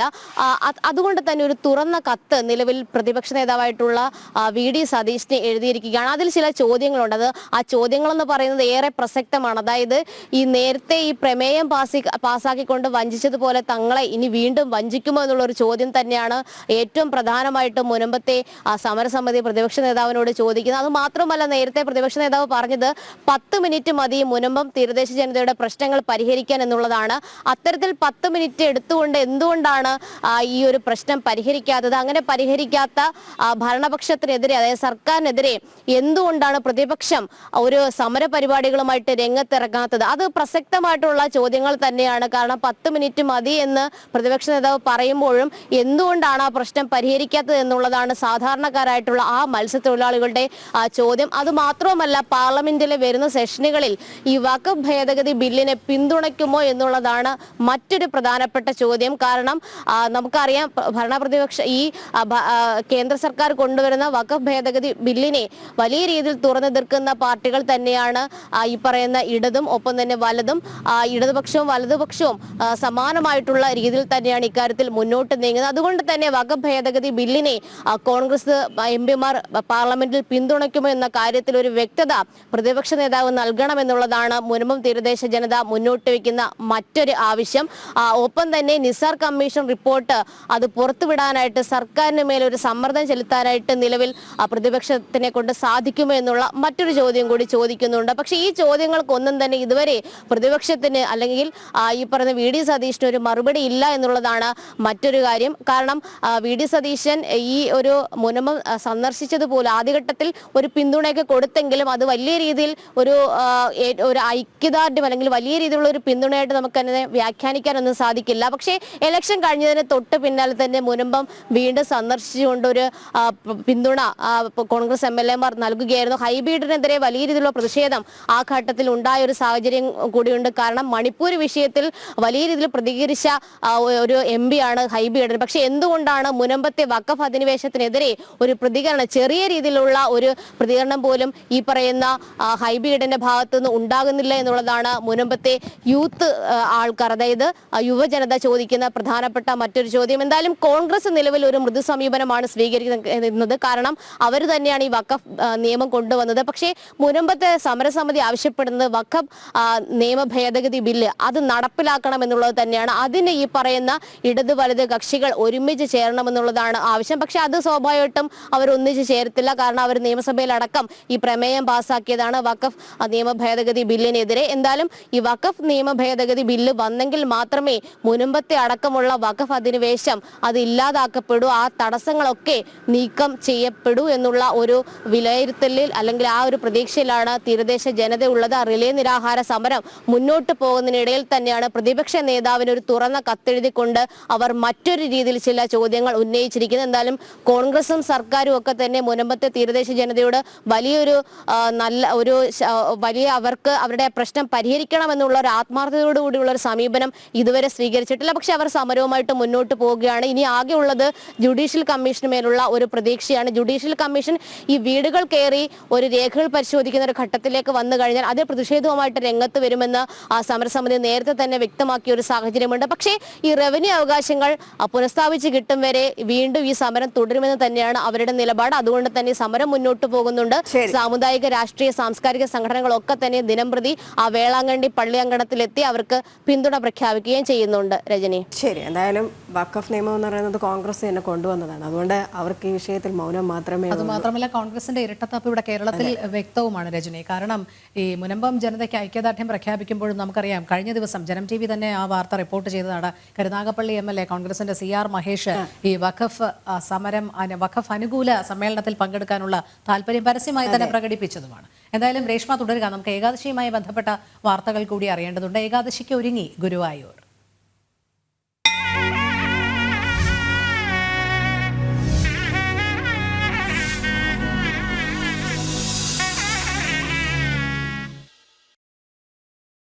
ഗുരുവായൂർ ഏകാദശി ഉദയാസ്തമന പൂജ മാറ്റിയതിനെതിരായ ഹർജി ഹൈക്കോടതി ഇന്ന് വീണ്ടും പരിഗണിക്കും. അഷ്ടമംഗല ദേവപ്രശ്നത്തിൽ ഉത്സവ പൂജാരീതി യഥാവിധി തുടരണമെന്ന് കണ്ടിരുന്നുവെന്നാണ് ഹർജിക്കാർ കഴിഞ്ഞ ദിവസം ഹൈക്കോടതിയെ അറിയിച്ചത്. ഏകാദശി ഉദയാസ്തമന പൂജ മാറ്റിയത് ആചാര ലംഘനമാണെന്ന് ചൂണ്ടിക്കാട്ടി തന്ത്രി കുടുംബാംഗങ്ങളാണ് ഹൈക്കോടതിയെ സമീപിച്ചത്. രേഷ്മ ബാബു ചേരുന്നു. രേഷ്മ, കഴിഞ്ഞ ദിവസം ഹർജിക്കാർ വിവിധ വാദമുഖങ്ങൾ തന്നെയാണ് ഉന്നയിച്ചത്. ഹൈക്കോടതി ഇന്ന് വീണ്ടും പരിഗണിക്കുന്നതിനായി മാറ്റിയിട്ടുണ്ട്. ഇന്ന് എന്തെല്ലാം നടപടിക്രമങ്ങളായിരിക്കും ഹൈക്കോടതിയിൽ ഏകാദശി ഉദയാസ്തമന പൂജ മാറ്റിയതുമായി ബന്ധപ്പെട്ട് നടക്കുക?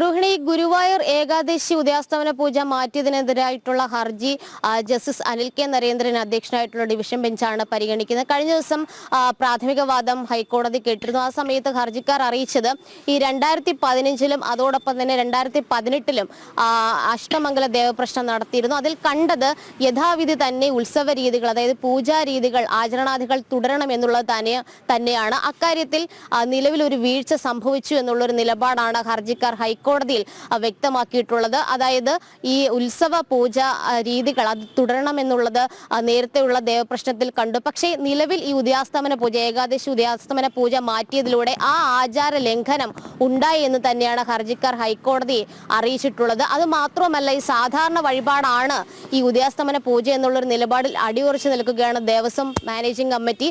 അത്തരത്തിൽ സാധാരണ വഴിപാടാണ് എങ്കിൽ ഉദയാസ്തമന പൂജ മാറ്റുന്നതിന് ഈ തന്ത്രിയുടെ അനുവാദം വാങ്ങേണ്ടതില്ല എന്നുള്ളൊരു കാര്യവും ഹർജിക്കാരായിട്ടുള്ള തന്ത്രി കുടുംബാംഗങ്ങൾ ഹൈക്കോടതിയെ അറിയിക്കുകയും ചെയ്തിട്ടുണ്ട്. എന്തായാലും വിശദമായിട്ടുള്ള വാദഗതികൾ തന്നെയാണ് ഹൈക്കോടതി കേൾക്കുന്നത്. പ്രധാനമായിട്ടും ഈ ദേവസ്വം മാനേജിംഗ് കമ്മിറ്റി നൽകിയിട്ടുള്ള സത്യവാങ്മൂലത്തിൽ പറയുന്നത് അന്നേ ദിവസം, അതായത് ഗുരുവായൂർ ഏകാദശിക്ക് വലിയ തിരക്കാണ്, അതുകൊണ്ട് തന്നെ ശ്രീകോവിൽ അടച്ചിടാതെ ദർശനം സുഗമമാക്കുന്നതിന് വേണ്ടിയിട്ടാണ് ഇത്തരത്തിൽ ഏകാദശി പൂജ നവംബർ 12-ലേക്ക് മാറ്റിയത് എന്നുള്ളതാണ്. അത് മാത്രമല്ല, തന്ത്രിയോട് തന്നെ ഇതുമായി ബന്ധപ്പെട്ട അഭിപ്രായം തേടിയിരുന്നു. ആ സമയത്ത് അദ്ദേഹം പറഞ്ഞത് ദേവഹിതം തേടണം എന്നുള്ളതാണ്. ദേവഹിതവും ഇത്തരത്തിൽ ഉദയാസ്തമന പൂജ മാറ്റിയതിന് അനുകൂലമായിരുന്നു.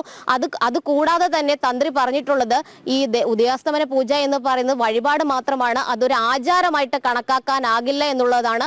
മറ്റൊരു കാര്യം കൂടി, സുപ്രധാനമായിട്ടുള്ള ഒരു പരാമർശം കൂടി സത്യവാങ്മൂലത്തിൽ തന്ത്രിയുടേതായിട്ട് വന്നിട്ടുണ്ട്. അതായത് ഈ ആദിശങ്കരൻ ഗുരുവായൂർ സന്ദർശിച്ചു എന്ന് പറയുന്നത് വെറും ഐതിഹ്യമാണ് എന്നുള്ളതാണ് തന്ത്രിയുടെ നിലപാട്. അതിനെ ഹർജിക്കാരായിട്ടുള്ള തന്ത്രി കുടുംബാംഗങ്ങൾ ചോദ്യം ചെയ്യുകയും ചെയ്തിട്ടുണ്ട്. അതായത് അത്തരത്തിലുള്ള തന്ത്രിയുടെ രീതി അത് ഞെട്ടിപ്പിക്കുന്നതാണ് നിലവിൽ ഹർജിക്കാരുടെ അഭിഭാഷകൻ ഹൈക്കോടതിയിൽ വ്യക്തമാക്കിയിട്ടുള്ളത്. എന്തായാലും വിശദമായിട്ട് തന്നെ രേഖകൾ മുൻനിർത്തിക്കൊണ്ടുള്ള വാദഗതികളാണ് ഹർജിക്കാർ മുന്നോട്ട് വെക്കുന്നത്. അതിനിടയിൽ തന്നെ ഈ ഹർജിയിൽ അതിന്റെ പ്രാധാന്യം, അല്ലെങ്കിൽ ആ വിഷയത്തിന്റെ പ്രാധാന്യം മനസ്സിലാക്കിക്കൊണ്ട് നിരവധി കക്ഷിചേരൽ അപേക്ഷ ഹൈക്കോടതിയുടെ മുന്നിലെത്തിയിട്ടുണ്ട്.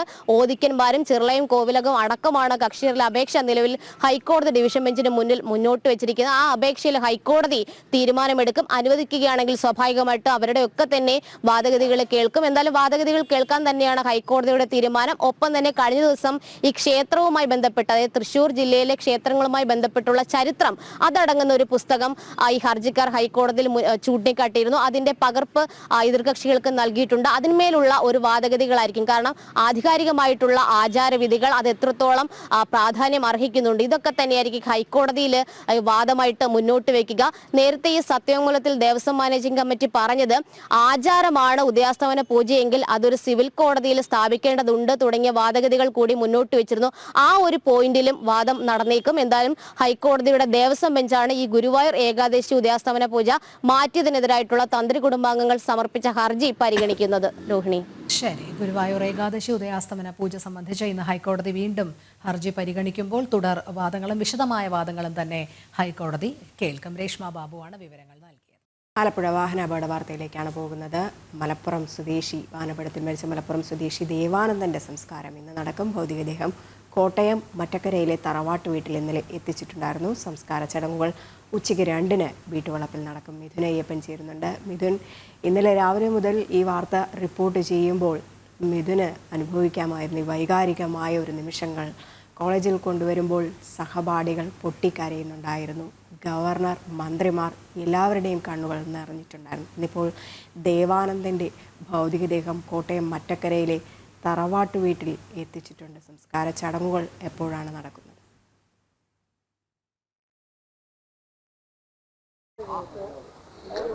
തീർച്ചയായും കഴിഞ്ഞ ദിവസങ്ങളിലെല്ലാം ഉണ്ടായിരുന്ന ആ സങ്കടകരമായിട്ടുള്ളൊരവസ്ഥ അതിൻ്റെ ഏറ്റവും മൂർധന്യമായിട്ടുള്ളൊരവസ്ഥയിലേക്ക് എത്തി നിൽക്കുന്നു എന്നുള്ളത് തന്നെയാണ് ഇപ്പോൾ പറയാൻ കഴിയുന്നത്.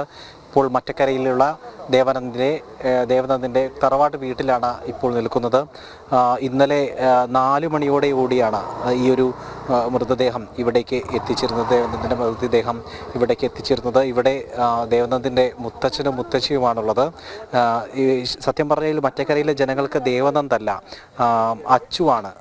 അച്ചു എന്നാണ് അറിയപ്പെട്ടിരുന്നത്. ഈ അപകടത്തിൽ ദേവനന്ദ് മരണപ്പെട്ടു എന്ന് പറയുമ്പോഴും ഇതാരാണെന്ന് തിരിച്ചറിയാൻ മറ്റക്കരയിലെ ജനങ്ങൾക്ക് സാധിച്ചിരുന്നില്ല. കാരണം അച്ചു എന്ന ഓമനപ്പേരിലാണ് മറ്റക്കരയിൽ ദേവനന്ദ് അറിയപ്പെട്ടിരുന്നത്. ഏതാണ്ട് +1 +2 പഠനകാലത്ത് ഇവിടെയാണ് ദേവനന്ദ് താമസിച്ചിരുന്നത്. അതുപോലെ തന്നെ ഈ എൻട്രൻസ് പരിശീലനവും എല്ലാം നടക്കുന്ന സമയത്തും പാലായിലായിരുന്നു എൻട്രൻസ് പരിശീലനം എല്ലാം നടത്തിയിരുന്നത്. അതുകൊണ്ട് തന്നെ ഇവിടെയായിരുന്നു കഴിഞ്ഞ കുറച്ച് വർഷങ്ങളായി ദേവനന്ദ് താമസിച്ചിരുന്നത്, ചെലവഴിച്ചിരുന്നത് എന്ന് തന്നെ പറയേണ്ടി വരും. അത്തരത്തിൽ വലിയ ബന്ധം ഇവിടുത്തെ നാട്ടുകാർക്കും എല്ലാം ഈ ദേവനന്ദുമായി ഉണ്ട്. കഴിഞ്ഞ ഓണത്തിന് ദേവനന്ദ് വീട്ടിലെത്തിയിരുന്നു. അന്ന് മുത്തച്ഛനുമായി ഇവിടുത്തെ കുളത്തിലും ആറിലുമെല്ലാം കുളിക്കുകയും അത്തരത്തിൽ വളരെ രീതിയിൽ ഉല്ലാസത്തിലായിരുന്നു ദേവനന്ദ് ഉണ്ടായിരുന്നത്. പിന്നീട് ഈ ക്രിസ്മസ് വെക്കേഷന് വരാമെന്ന് പറഞ്ഞുകൊണ്ടായിരുന്നു ദേവനന്ദ് മടങ്ങിയിരുന്നത്. പക്ഷേ ക്രിസ്മസ് ആവാൻ കാത്തു നിന്നില്ല. അതിനു മുമ്പേ ഇങ്ങോട്ട് ദേവനന്ദ് എത്തി. പക്ഷേ ജീവനറ്റ ശരീരവുമായാണ് എന്നുള്ളതാണ് ഏറ്റവും സങ്കടകരമായിട്ടുള്ളൊരവസ്ഥ. ദേവനന്ദിൻ്റെ അച്ഛനും അമ്മയും മലപ്പുറത്താണ് താമസിക്കുന്നത്. അവർ അവിടുത്തെ സ്വദേശികളാണ്, അവിടെ ജോലി ചെയ്യുന്നു. അധ്യാപകനാണ് പിതാവ്. മാതാവ് GST ഉദ്യോഗസ്ഥ കൂടിയാണ്. അപ്പം അത്തരത്തിൽ ദേവനന്ദിൻ്റെ ഒരു ചേട്ടൻ കൂടിയുണ്ട്. ചേട്ടനും ഇത്തരത്തിൽ മെഡിക്കൽ വിദ്യാർത്ഥി കൂടിയാണ്. രണ്ടുപേരും മികച്ച രീതിയിൽ പഠനത്തിൽ മുന്നിട്ട് നിൽക്കുകയും അത്തരത്തിലുള്ള പ്രവർത്തനങ്ങളുമായി മുന്നോട്ട് പോവുകയും നാടിനും വീടിനുമെല്ലാം അഭിമാനകരമായിട്ടുള്ളൊരു നേട്ടങ്ങൾ ഉണ്ടാക്കുകയും ചെയ്ത വ്യക്തിത്വങ്ങളാണ്. അതുകൊണ്ട് തന്നെ അവരുടെ ഈ വേർപാട് വളരെ വലിയ ആഘാതമാണ് നാട്ടുകാർക്കെല്ലാം ഉണ്ടാക്കിയിരിക്കുന്നത്. എല്ലാവരും മാതൃകയാക്കണം, ദേവനന്ദിനെ മാതൃകയാക്കണം, ദേവദത്തിൻ്റെ ചേട്ടൻ ദേവദത്തിനെ മാതൃകയാക്കണം എന്നെല്ലാം പറഞ്ഞിരുന്ന ഒരു മാതൃകാ കഥാപാത്രങ്ങൾ തന്നെയായിരുന്നു, മാതൃകാ വ്യക്തിത്വങ്ങൾ തന്നെയായിരുന്നു ഇവർ രണ്ടുപേരും. അതിൽ ദേവനന്ദിനെ മറ്റക്കരയുടെ അച്ചുവിനെ നഷ്ടപ്പെട്ടിരിക്കുകയാണ്. അച്ചുവിൻ്റെ വേർപാടിൽ ഈ നാടൊട്ടാകെ വലിയ രീതിയിലുള്ള വിഷമം അനുഭവിച്ചുകൊണ്ടിരിക്കുകയാണ്. ഏതായാലും ഇന്ന് 2 മണിയോടുകൂടിയാണ് സംസ്കാര ചടങ്ങ് വീട്ടുവളപ്പിൽ തന്നെ നടക്കുക. ആചാരപ്രകാരമുള്ള ചടങ്ങുകളിലൂടെ അത്തരത്തിൽ സംസ്കാര ചടങ്ങുകൾ നടക്കും. ഏതായാലും ഇപ്പോൾ വളരെ ദുഃഖാർഹമായിട്ടുള്ളൊരു അന്തരീക്ഷം തന്നെയാണ് ഇവിടെയെല്ലാം തളം കെട്ടി നിൽക്കുന്നത്. ഇവിടുത്തെ ആളുകൾ അച്ചുവിൻ്റെ ഓർമ്മകൾ +1 +2 കാലഘട്ടങ്ങളിൽ ഇവിടെയാണ് പഠിച്ചത്. ആ ഓർമ്മകളിലെല്ലാം തന്നെ അച്ചുവിൻ്റെ പ്രവർത്തനങ്ങളെല്ലാം വീണ്ടും സ്മരണയിലേക്ക് കൊണ്ടുവരികയാണ്. ഏതായാലും 2 മണിയോടെ സംസ്കാര ചടങ്ങുകൾ നടക്കും. ദേവനന്ദിന് യാത്രാമൊഴി തന്നെയാണ് നാട്. ഏറെ വൈകാരികമായ നിമിഷങ്ങളിലൂടെയൊക്കെയാണ് കടന്നുപോയിക്കൊണ്ടിരിക്കുന്നത്. കോട്ടയം മറ്റക്കരയിലെ തറവാട്ട് വീട്ടിലാണ് ഇപ്പോൾ ഭൗതികദേഹം സൂക്ഷിച്ചിട്ടുള്ളത്. ഉച്ചയ്ക്ക് 2 മണിക്കാണ് സംസ്കാര ചടങ്ങുകൾ നടക്കുന്നത്. ക്രിസ്മസ് അവധിക്ക് ഈ വീട്ടിലേക്ക്, തറവാട്ട് വീട്ടിലേക്ക് വരും എന്ന് പറഞ്ഞാണ് ദേവനന്ദ് നാട്ടുകാരുടെയും വീട്ടുകാരുടെയും അച്ചു മടങ്ങിപ്പോയത്. പക്ഷേ ചലനമറ്റ ശരീരവുമായിട്ടാണ് വന്നിരിക്കുന്നത്. സങ്കടം അടക്കാൻ കഴിയാത്ത അവസ്ഥ തന്നെയാണ് നാട്ടുകാർക്കും വീട്ടുകാർക്കും എല്ലാം. മിഥുൻ അയ്യപ്പനാണ് വിവരങ്ങൾ പങ്കുവച്ചത്. നമുക്ക് മറ്റു വാർത്തകൾ കൂടി നോക്കാം. അനധികൃത സ്വത്ത് സമ്പാദനത്തിൽ ADGP MR അജിത് കുമാറിനെ ചോദ്യം ചെയ്തു. വിജിലൻസ് പ്രത്യേക യൂണിറ്റാണ് ചോദ്യം ചെയ്തത്. അജിത് കുമാറിനെതിരെ പ്രാഥമിക അന്വേഷണത്തിന് സർക്കാർ ഉത്തരവിട്ടിരുന്നു. പ്രശാന്ത് ശങ്കരമംഗലത്ത് ചേരുന്നു. പ്രശാന്ത്, കൂടുതൽ വിവരങ്ങൾ.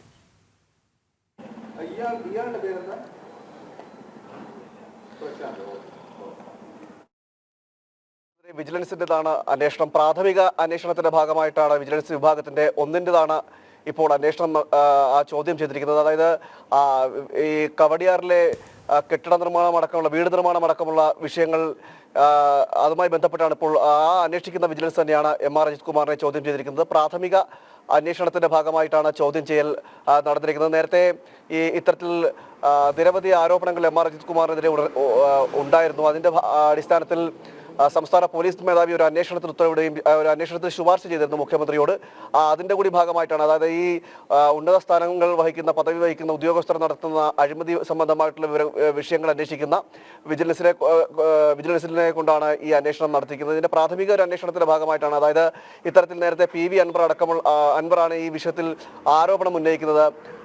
ഈ സ്വർണ്ണക്കടത്ത് അടക്കമുള്ള വിഷയങ്ങളുമായി ബന്ധപ്പെട്ട്, സ്വർണം തട്ടിയെടുക്കുക അടക്കമുള്ള വിഷയങ്ങൾ, അതുപോലെ തന്നെ ഒരു ഓൺലൈൻ സ്ഥാപനത്തിലെ കേസ് ഒത്തുതീർപ്പുമായി ബന്ധപ്പെട്ട കൈക്കൂലി ആരോപണങ്ങളെല്ലാം അടക്കമുള്ള വിഷയങ്ങളിൽ മലപ്പുറത്തെ SP ആയിരുന്ന സുജിത് ദാസ് അടക്കമുള്ളവർക്കെതിരെ ഒരു ആരോപണം ഉന്നയിച്ചിരുന്നു പി വി അൻവർ. അതുമായി ബന്ധപ്പെട്ട വിഷയത്തിൽ ഈ MR അജിത് കുമാറും ഉൾപ്പെടുകയും ചെയ്തിരുന്നു. ഈ വിഷയത്തിന്റെ അടിസ്ഥാനത്തിൽ പി വി അൻവറിനെയും ചോദ്യം ചെയ്യുകയും ആ പി വി അൻവറിനെ ചോദ്യം ചെയ്ത സമയത്തും ഈ വിഷയത്തിൽ പി വി അൻവർ ഉറച്ചു നിൽക്കുന്ന ഒരു സാഹചര്യം ഉണ്ടായിരുന്നു. തുടർന്നാണ് ഇത്തരത്തിൽ MR അജിത് കുമാറിനെ ഇതുമായി ബന്ധപ്പെട്ട ചോദ്യം ചെയ്യാൻ പോലീസ് വിജിലൻസ് വിളിപ്പിച്ചത്. അതായത് ഇതിൽ ഒരു പ്രാഥമിക അന്വേഷണം മാത്രമാണ്. ഈ പ്രാഥമിക അന്വേഷണം നടത്തി റിപ്പോർട്ട് കൊടുത്തതിന് ശേഷം മാത്രമായിരിക്കും കേസ് എടുക്കണമെന്നടക്കമുള്ള കാര്യങ്ങളിലേക്ക് പിന്നീട് ചെന്നെത്തത്തുള്ളൂ. നിലവിൽ ഇത്തരത്തിലൊരു ഉന്നത പദവി വഹിക്കുന്ന ഉദ്യോഗസ്ഥർ നടത്തുന്ന അഴിമതി അല്ലെങ്കിൽ അതുമായി ബന്ധപ്പെട്ടുള്ള അഴിമതി, ആ അഴിമതി അന്വേഷിക്കുന്ന വിജിലൻസ്, അതുമായി ബന്ധപ്പെട്ടുള്ള വിജിലൻസിൻ്റെതാണ് ഇപ്പോൾ ഈ ചോദ്യം ചെയ്യൽ നടന്നിരിക്കുന്നത്.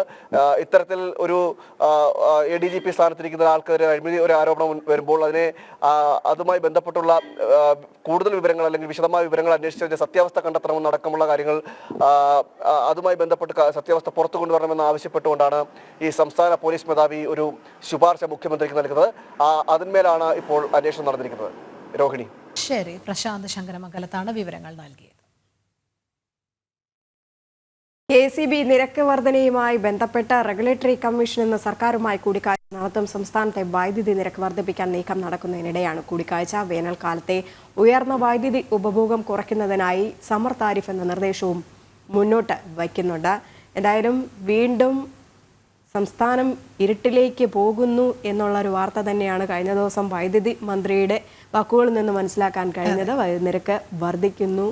ഒപ്പം തന്നെ ഈ പലതരത്തിലാണ് വൈദ്യുതി നിരക്ക് വർധനവ് എന്നുള്ള പേര് ജനത്തിന്റെ നടു ഒടിഞ്ഞിരിക്കുകയാണ്. അതിനിടയിൽ സാധാരണക്കാരെ വലിയ കഷ്ടതയിലേക്ക് തള്ളിവിടുന്ന ഒരു നടപടി തന്നെയാണ്. ഇനി വരാൻ പോകുന്നത് വേനൽക്കാലമാണ്. ഇപ്പോൾ വൈദ്യുതി ഉപഭോഗം കൂടും എന്നൊക്കെ പറഞ്ഞുകൊണ്ടാണ് ഈ ഒരു നീക്കത്തിലേക്കൊക്കെ തന്നെ നടക്കുന്നത്. നേരത്തെ പറഞ്ഞതുപോലെ തന്നെ ഈ പലതരത്തിലുള്ള നടുവൊടിക്കലാണ് ജനങ്ങൾക്ക് വേണ്ടി നൽകിക്കൊണ്ടിരിക്കുന്നത്. അതിനിടയിലാണ് ഇങ്ങനെ മീറ്റർ വെച്ച് പലതരത്തിൽ കൂട്ടി ഉപഭോഗം കൂടുന്നു. അങ്ങനെ ജനങ്ങളിൽ നിന്ന് പിരിക്കാൻ നോക്കി.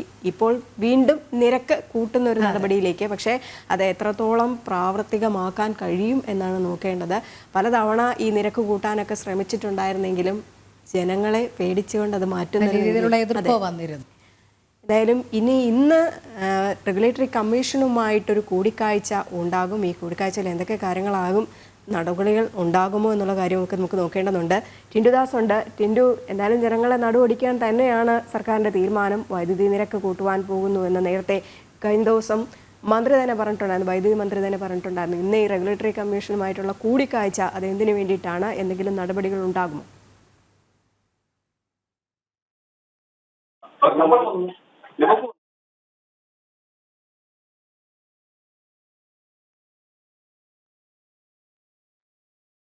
ഇതിനെ കേൾക്കാൻ കഴിയുന്നില്ല എന്ന് തോന്നുന്നുണ്ട്. എന്തായാലും വൈദ്യുതി നിരക്ക് കൂട്ടാനുള്ളൊരു തീരുമാനമുണ്ട്. അതിന് പിന്നാലെ റെഗുലേറ്ററി കമ്മീഷനുമായിട്ട് സർക്കാർ കൂടിക്കാഴ്ച നടത്തുന്നുണ്ട്. ടിൻഡു, എന്തൊക്കെയാണ് വിവരങ്ങൾ? സംസ്ഥാനത്തെ വൈദ്യുതി വർധനവുമായി ബന്ധപ്പെട്ട ഇന്ന് റെഗുലേറ്ററി കമ്മീഷനുമായിട്ട് മുഖ്യമന്ത്രി കൂടിക്കാഴ്ച നടത്തും. അതായത്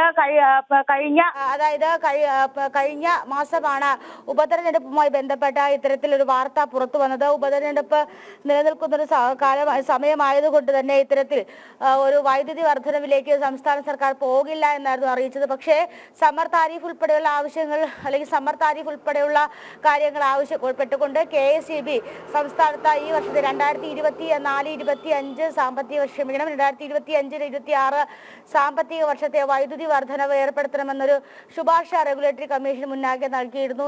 ഇതുമായി ബന്ധപ്പെട്ടാണ് ഇത്തരത്തിൽ വർധനവ് ഉടനടി ഉണ്ടാകണോ എന്നൊരു ആവശ്യത്തിൽ ഇന്ന് റെഗുലേറ്ററി കമ്മീഷൻ പ്രതിനിധികൾ തിരുവനന്തപുരത്ത് എത്തുകയും മുഖ്യമന്ത്രിയുമായിട്ട് കൂടിക്കാഴ്ച നടത്തുകയും ചെയ്യുമെന്നാണ് അറിയാൻ സാധിക്കുന്നത്. അതേസമയം തന്നെ KSEB നിരക്ക് വർധനവുമായി ബന്ധപ്പെട്ട് വകുപ്പ് മന്ത്രി വ്യക്തമായ ഒരു നിലപാട് വ്യക്തമാക്കിയിട്ടില്ല. ആ ഒരു സാഹചര്യത്തിൽ തന്നെ ഈ നിരക്ക് കുറയ്ക്കണോ വേണ്ടയോ അല്ലെങ്കിൽ നിരക്ക് കുറയ്ക്കുന്നതുമായി ബന്ധപ്പെട്ട് മുഖ്യമന്ത്രിയുടെ ആവശ്യം മുന്നോട്ട് വയ്ക്കുകയാണെങ്കിൽ അത് പരിഗണിക്കാവുന്ന ഒരു വ്യവസ്ഥയും KSEBയുടെ അതോടൊപ്പം തന്നെ റെഗുലേറ്ററി കമ്മീഷന്റെ ഭാഗത്തു നിന്ന് ഉണ്ട് നമുക്കറിയാൻ സാധിക്കും. 30% വർധനവാണ് ലക്ഷ്യം വെക്കുന്നത്. അങ്ങനെയെങ്കിൽ നിലവിൽ ഇപ്പോൾ നമ്മൾ ഉപഭോക്താക്കൾ കൊടുക്കുന്ന തുകയേക്കാൾ അധിക തുക ഇത്തരത്തിൽ നിരക്കുമായി ബന്ധപ്പെട്ട വൈദ്യുതി നിരക്കുമായിട്ട് നൽകേണ്ടി വരും. അതൊക്കെ വലിയ രീതിയിലുള്ള പ്രതിഷേധാർഹമായിട്ടുള്ള ഒരു കാര്യമൊക്കെ തന്നെയാണ്. കാരണം സംസ്ഥാനത്ത് കഴിഞ്ഞ സാമ്പത്തിക വർഷം, അതായത് 24-25 സാമ്പത്തിക വർഷത്തിൽ ഏതാണ്ട് 2 തവണയാണ് സമ്മർ താരിഫ് ഉൾപ്പെടെയുള്ള ആവശ്യങ്ങൾ ചൂണ്ടിക്കാട്ടി KSEB നിരക്ക് വർദ്ധിപ്പിച്ചത്. ഇതിന് പിന്നാലെയാണ് അടുത്ത സമാനമായി തന്നെ ഇത്തരത്തിൽ സംസ്ഥാനത്ത് വൈദ്യുതി നിരക്ക് വർദ്ധിപ്പിക്കാനായിട്ടുള്ള തീരുമാനത്തിലേക്ക് KSEB എത്തുന്നത്. 5-ാം തീയതി, അതായത് നാളെയോടുകൂടി സംസ്ഥാനത്ത് വൈദ്യുതി നിരക്ക് വർദ്ധിപ്പിക്കുമെന്നായിരുന്നു നമുക്ക് അറിയാൻ സാധിച്ചത്. അങ്ങനെയെങ്കിൽ ഇന്നത്തെ ചർച്ച പ്രതികൂലമായിട്ടൊന്നും സാഹചര്യങ്ങൾ ഉണ്ടായില്ല എങ്കിൽ നാളെ തന്നെ സംസ്ഥാനത്ത് വൈദ്യുതി നിരക്ക് വർധന ഉണ്ടാകുമെന്നാണ് പ്രതീക്ഷിക്കുന്നത്. അങ്ങനെയെങ്കിൽ ഉപഭോക്താക്കളെ സംബന്ധിച്ചിടത്തോളം അത് വലിയ രീതിയിൽ തിരിച്ചടി പറ്റുന്നൊരു കാര്യമാണ്. നമുക്കറിയാം, പുറത്തുനിന്ന് വൈദ്യുതി വാങ്ങുന്നത് ഉൾപ്പെടെയുള്ള ആവശ്യങ്ങൾ ചൂണ്ടിക്കാട്ടി കഴിഞ്ഞ മുൻകാലങ്ങളിൽ സംസ്ഥാനത്ത് KSEB ഈടാക്കിയത് അധിക വൈദ്യുതി ചാർജാണ്. അതോടൊപ്പം തന്നെ പല താരിഫുകളും ചൂണ്ടിക്കാട്ടിക്കൊണ്ട് അധികമായിട്ട് വൈദ്യുതി വർധനം ഈടാക്കിയിട്ടുണ്ട്. ഈ സാഹചര്യത്തിൽ കൂടെയാണ് ഇത്തരത്തിൽ കൂടുതൽ അല്ലെങ്കിൽ ഉപഭോക്താക്കളിൽ നിന്നും കൂടുതൽ വരുമാനം കണ്ടെത്തുക എന്ന ഉദ്ദേശത്തോടു കൂടി KSEB ഇത്തരത്തിലൊരു കാര്യത്തിൽ ഈ നിരക്ക് വർധനവ് എന്നൊരു ആവശ്യത്തിലേക്ക് എത്തി നിൽക്കുന്നത്. ഏതാണ്ട് 800 കോടിയിലധികം രൂപയാണ് ഈ സാമ്പത്തിക വർഷം മാത്രം നിരക്ക് വർധനവുമായി ബന്ധപ്പെട്ട വരുമാന ഇനത്തിൽ ലഭിക്കുമെന്ന് KSEB പ്രതീക്ഷിക്കുന്നത്. അടുത്ത വർഷം, അതായത് 2026 സാമ്പത്തിക വർഷം ഏതാണ്ട് 900 കോടിയും അതിന്റെ അടുത്ത വർഷത്തെ സാമ്പത്തിക വർഷത്തിൽ 1000 കോടി രൂപയും വരുമാനം മുന്നിൽ കണ്ടുകൊണ്ടാണ് ഇത്തരത്തിൽ നിരക്ക് വർധനവുമായി മുന്നോട്ട് പോകാൻ KSEB തീരുമാനമായിട്ടുള്ളത്. ഏതായാലും സമ്മർ താരിഫ് വർദ്ധിപ്പിക്കുമോ എന്നൊരു ആശങ്ക നിലനിൽക്കുന്നു. കാരണം നിരക്ക് വർധനവിന് പുറമെ സമ്മർ താരിഫും കൂടെ വർദ്ധിപ്പിക്കുകയാണെങ്കിൽ 2 വർധനവാവും. പിന്നീട് വരുന്നത് സ്ലാബാണ്. പുറത്തു നിന്നും വൈദ്യുതി വാങ്ങുന്ന തരത്തിലുള്ള സ്ലാബ് വർധനവുണ്ടാകുമ്പോൾ ഏതാണ്ട് 3 ഇനങ്ങളിൽ ഉപഭോക്താക്കൾ അധിക പൈസ നൽകേണ്ടി വരും. എന്നാൽ വലിയ രീതിയിലുള്ള ഒരു ക്രൂരതയാണ്, അല്ലെങ്കിൽ വലിയ രീതിയിൽ പൊതുജനങ്ങളെ പിഴിയുന്ന നിലപാടാണ് KSEBയുടെ ഭാഗത്തു നിന്നും ഉണ്ടാകുന്നത്. രജനി വിവരങ്ങൾ പങ്കുവച്ചത്. നെല്ലിന്റെ സംഭരണ വില വെട്ടിക്കുറച്ച സംസ്ഥാന സർക്കാർ നടപടിയിൽ പ്രതിഷേധം ശക്തം. ഉപതെരഞ്ഞെടുപ്പ് സമയത്ത് വില കൂട്ടി നൽകാമെന്ന് പറഞ്ഞ് തെരഞ്ഞെടുപ്പ് കഴിയുമ്പോൾ കർഷകരുടെ വയറ്റത്തടിക്കുകയാണ് സർക്കാർ എന്ന് കർഷകർ. തുടർച്ചയായ 4ാം തവണയാണ് കേന്ദ്ര സർക്കാർ നെല്ലിന് താങ്ങുവില വർദ്ധിപ്പിക്കുമ്പോൾ സംസ്ഥാനം വില വെട്ടിക്കുറയ്ക്കുന്നത്. കഴിഞ്ഞ ദിവസമാണ് സംസ്ഥാന സർക്കാർ നെല്ലിന്റെ താങ്ങുവില സംസ്ഥാന വിഹിതത്തിൽ നിന്നും ₹1.17 വെട്ടിക്കുറച്ച് ഉത്തരവിറക്കിയത്. 3ാം മോദി സർക്കാർ അധികാരത്തിലേറിയ ശേഷം ₹1.17 സംഭരണ വില വർദ്ധിപ്പിച്ചിരുന്നു. ആ തുകയാണ് സംസ്ഥാനം തങ്ങളുടെ വിഹിതത്തിൽ നിന്നും വെട്ടിക്കുറച്ചത്. തെരഞ്ഞെടുപ്പ് സമയത്ത് വില വർദ്ധിപ്പിച്ച് നൽകാമെന്ന് പറഞ്ഞ സർക്കാർ തെരഞ്ഞെടുപ്പ് കഴിഞ്ഞതോടെ തങ്ങളെ വഞ്ചിച്ചുവെന്ന് കർഷകർ പറയുന്നു.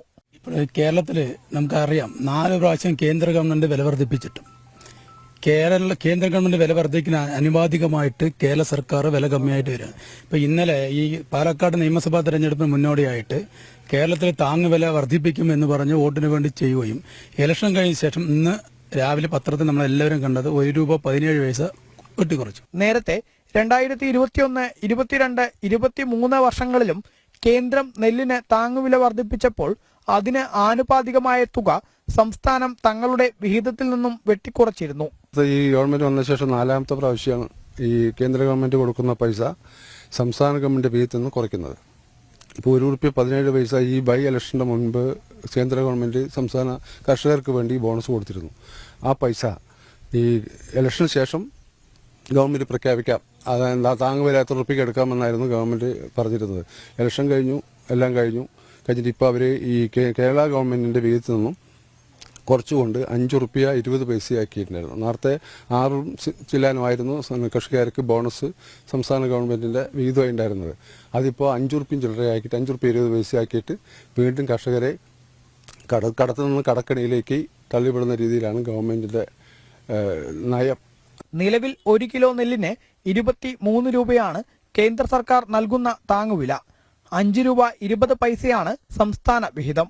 കേന്ദ്ര സർക്കാർ നെല്ലിന്റെ സംഭരണ വില വർദ്ധിപ്പിക്കുമ്പോൾ തുടർച്ചയായ 4ാം തവണയാണ് പിണറായി സർക്കാർ സംസ്ഥാന വിഹിതം വെട്ടിക്കുറയ്ക്കുന്നത്. തൽസ്ഥിതി തുടരുകയാണെങ്കിൽ കൃഷിയുമായി യാതൊരു തരത്തിലും മുന്നോട്ട് പോവാൻ കഴിയാത്ത അവസ്ഥയാണെന്നാണ് കർഷകർ പറയുന്നത്. PR മനൂപിനൊപ്പം അരുൺ ആലത്തൂർ, ജനം, പാലക്കാട്. വിവിധ രാജ്യങ്ങൾ ഇറക്കിയ സ്റ്റാമ്പുകളുടെയും കറൻസികളുടെയും വലിയ ശേഖരം, കൗതുകവും ഒപ്പം പുത്തൻ അറിവുകളും. ഇടുക്കി അടിമാലി വിശ്വദീപ്തി പബ്ലിക് സ്കൂളിൽ നടന്ന എക്സിബിഷന്റെ ഭാഗമായിട്ടാണ് നാണയങ്ങളുടെയും സ്റ്റാമ്പുകളുടെയും ശേഖരം പ്രദർശിപ്പിച്ചത്. 25-ലധികം നാണയങ്ങളും കറൻസികളും രാജ്യത്തെ പുരാതന നാണയങ്ങളും കണ്ടറിയുവാൻ എക്സിബിഷൻ അവസരമൊരുക്കി.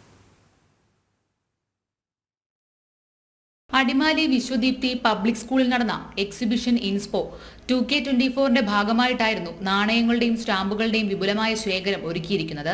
100-ലധികം രാജ്യങ്ങളിലായി ഇറക്കിയ 10,000-ലധികം സ്റ്റാമ്പുകൾ പ്രദർശനത്തിനായി എത്തിച്ചിരുന്നു.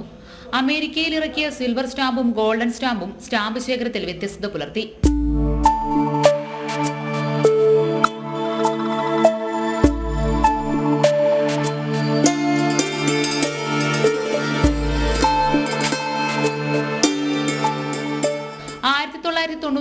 മുതൽ 2008 വരെ അമേരിക്കയിലെ വിവിധ സംസ്ഥാനങ്ങൾ പുറത്തിറക്കിയ നാണയങ്ങളും ഇന്ത്യയിൽ ഉപയോഗിച്ചിരുന്ന പുരാതന നാണയങ്ങളും അണയും ഓട്ടക്കാലണയും 25-ലധികം രാജ്യങ്ങളിലെ നാണയങ്ങളും കറൻസികളും രാജ്യത്തെ പുരാതന നാണയങ്ങളും കണ്ടറിയുവാൻ എക്സിബിഷൻ അവസരമൊരുക്കി.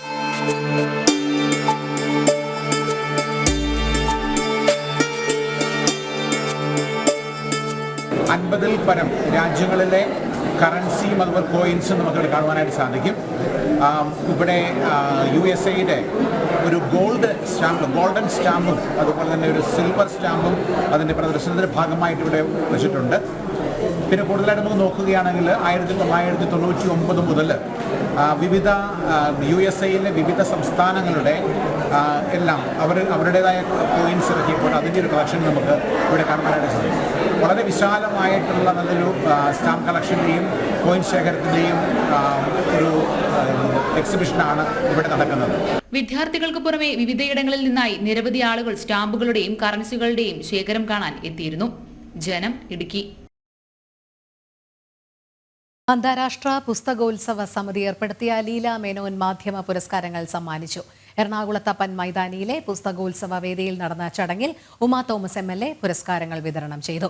ജനം TV Kochi regional news head R Beenarani, Mathrubhumi മുൻ deputy editor KK Madhusoodanan Nair, Arun Sreedhar, AU Amritha, VS Rahul എന്നിവർ പുരസ്കാരങ്ങൾ ഏറ്റുവാങ്ങി. ഗോവ സർവകലാശാല സെനറ്റ് അംഗം T സതീശൻ അധ്യക്ഷനായി. മുതിർന്ന മാധ്യമ പ്രവർത്തകൻ KG Jyothir Ghosh, MS Sreekala, MP Sreedharan എന്നിവർ പങ്കെടുത്തു.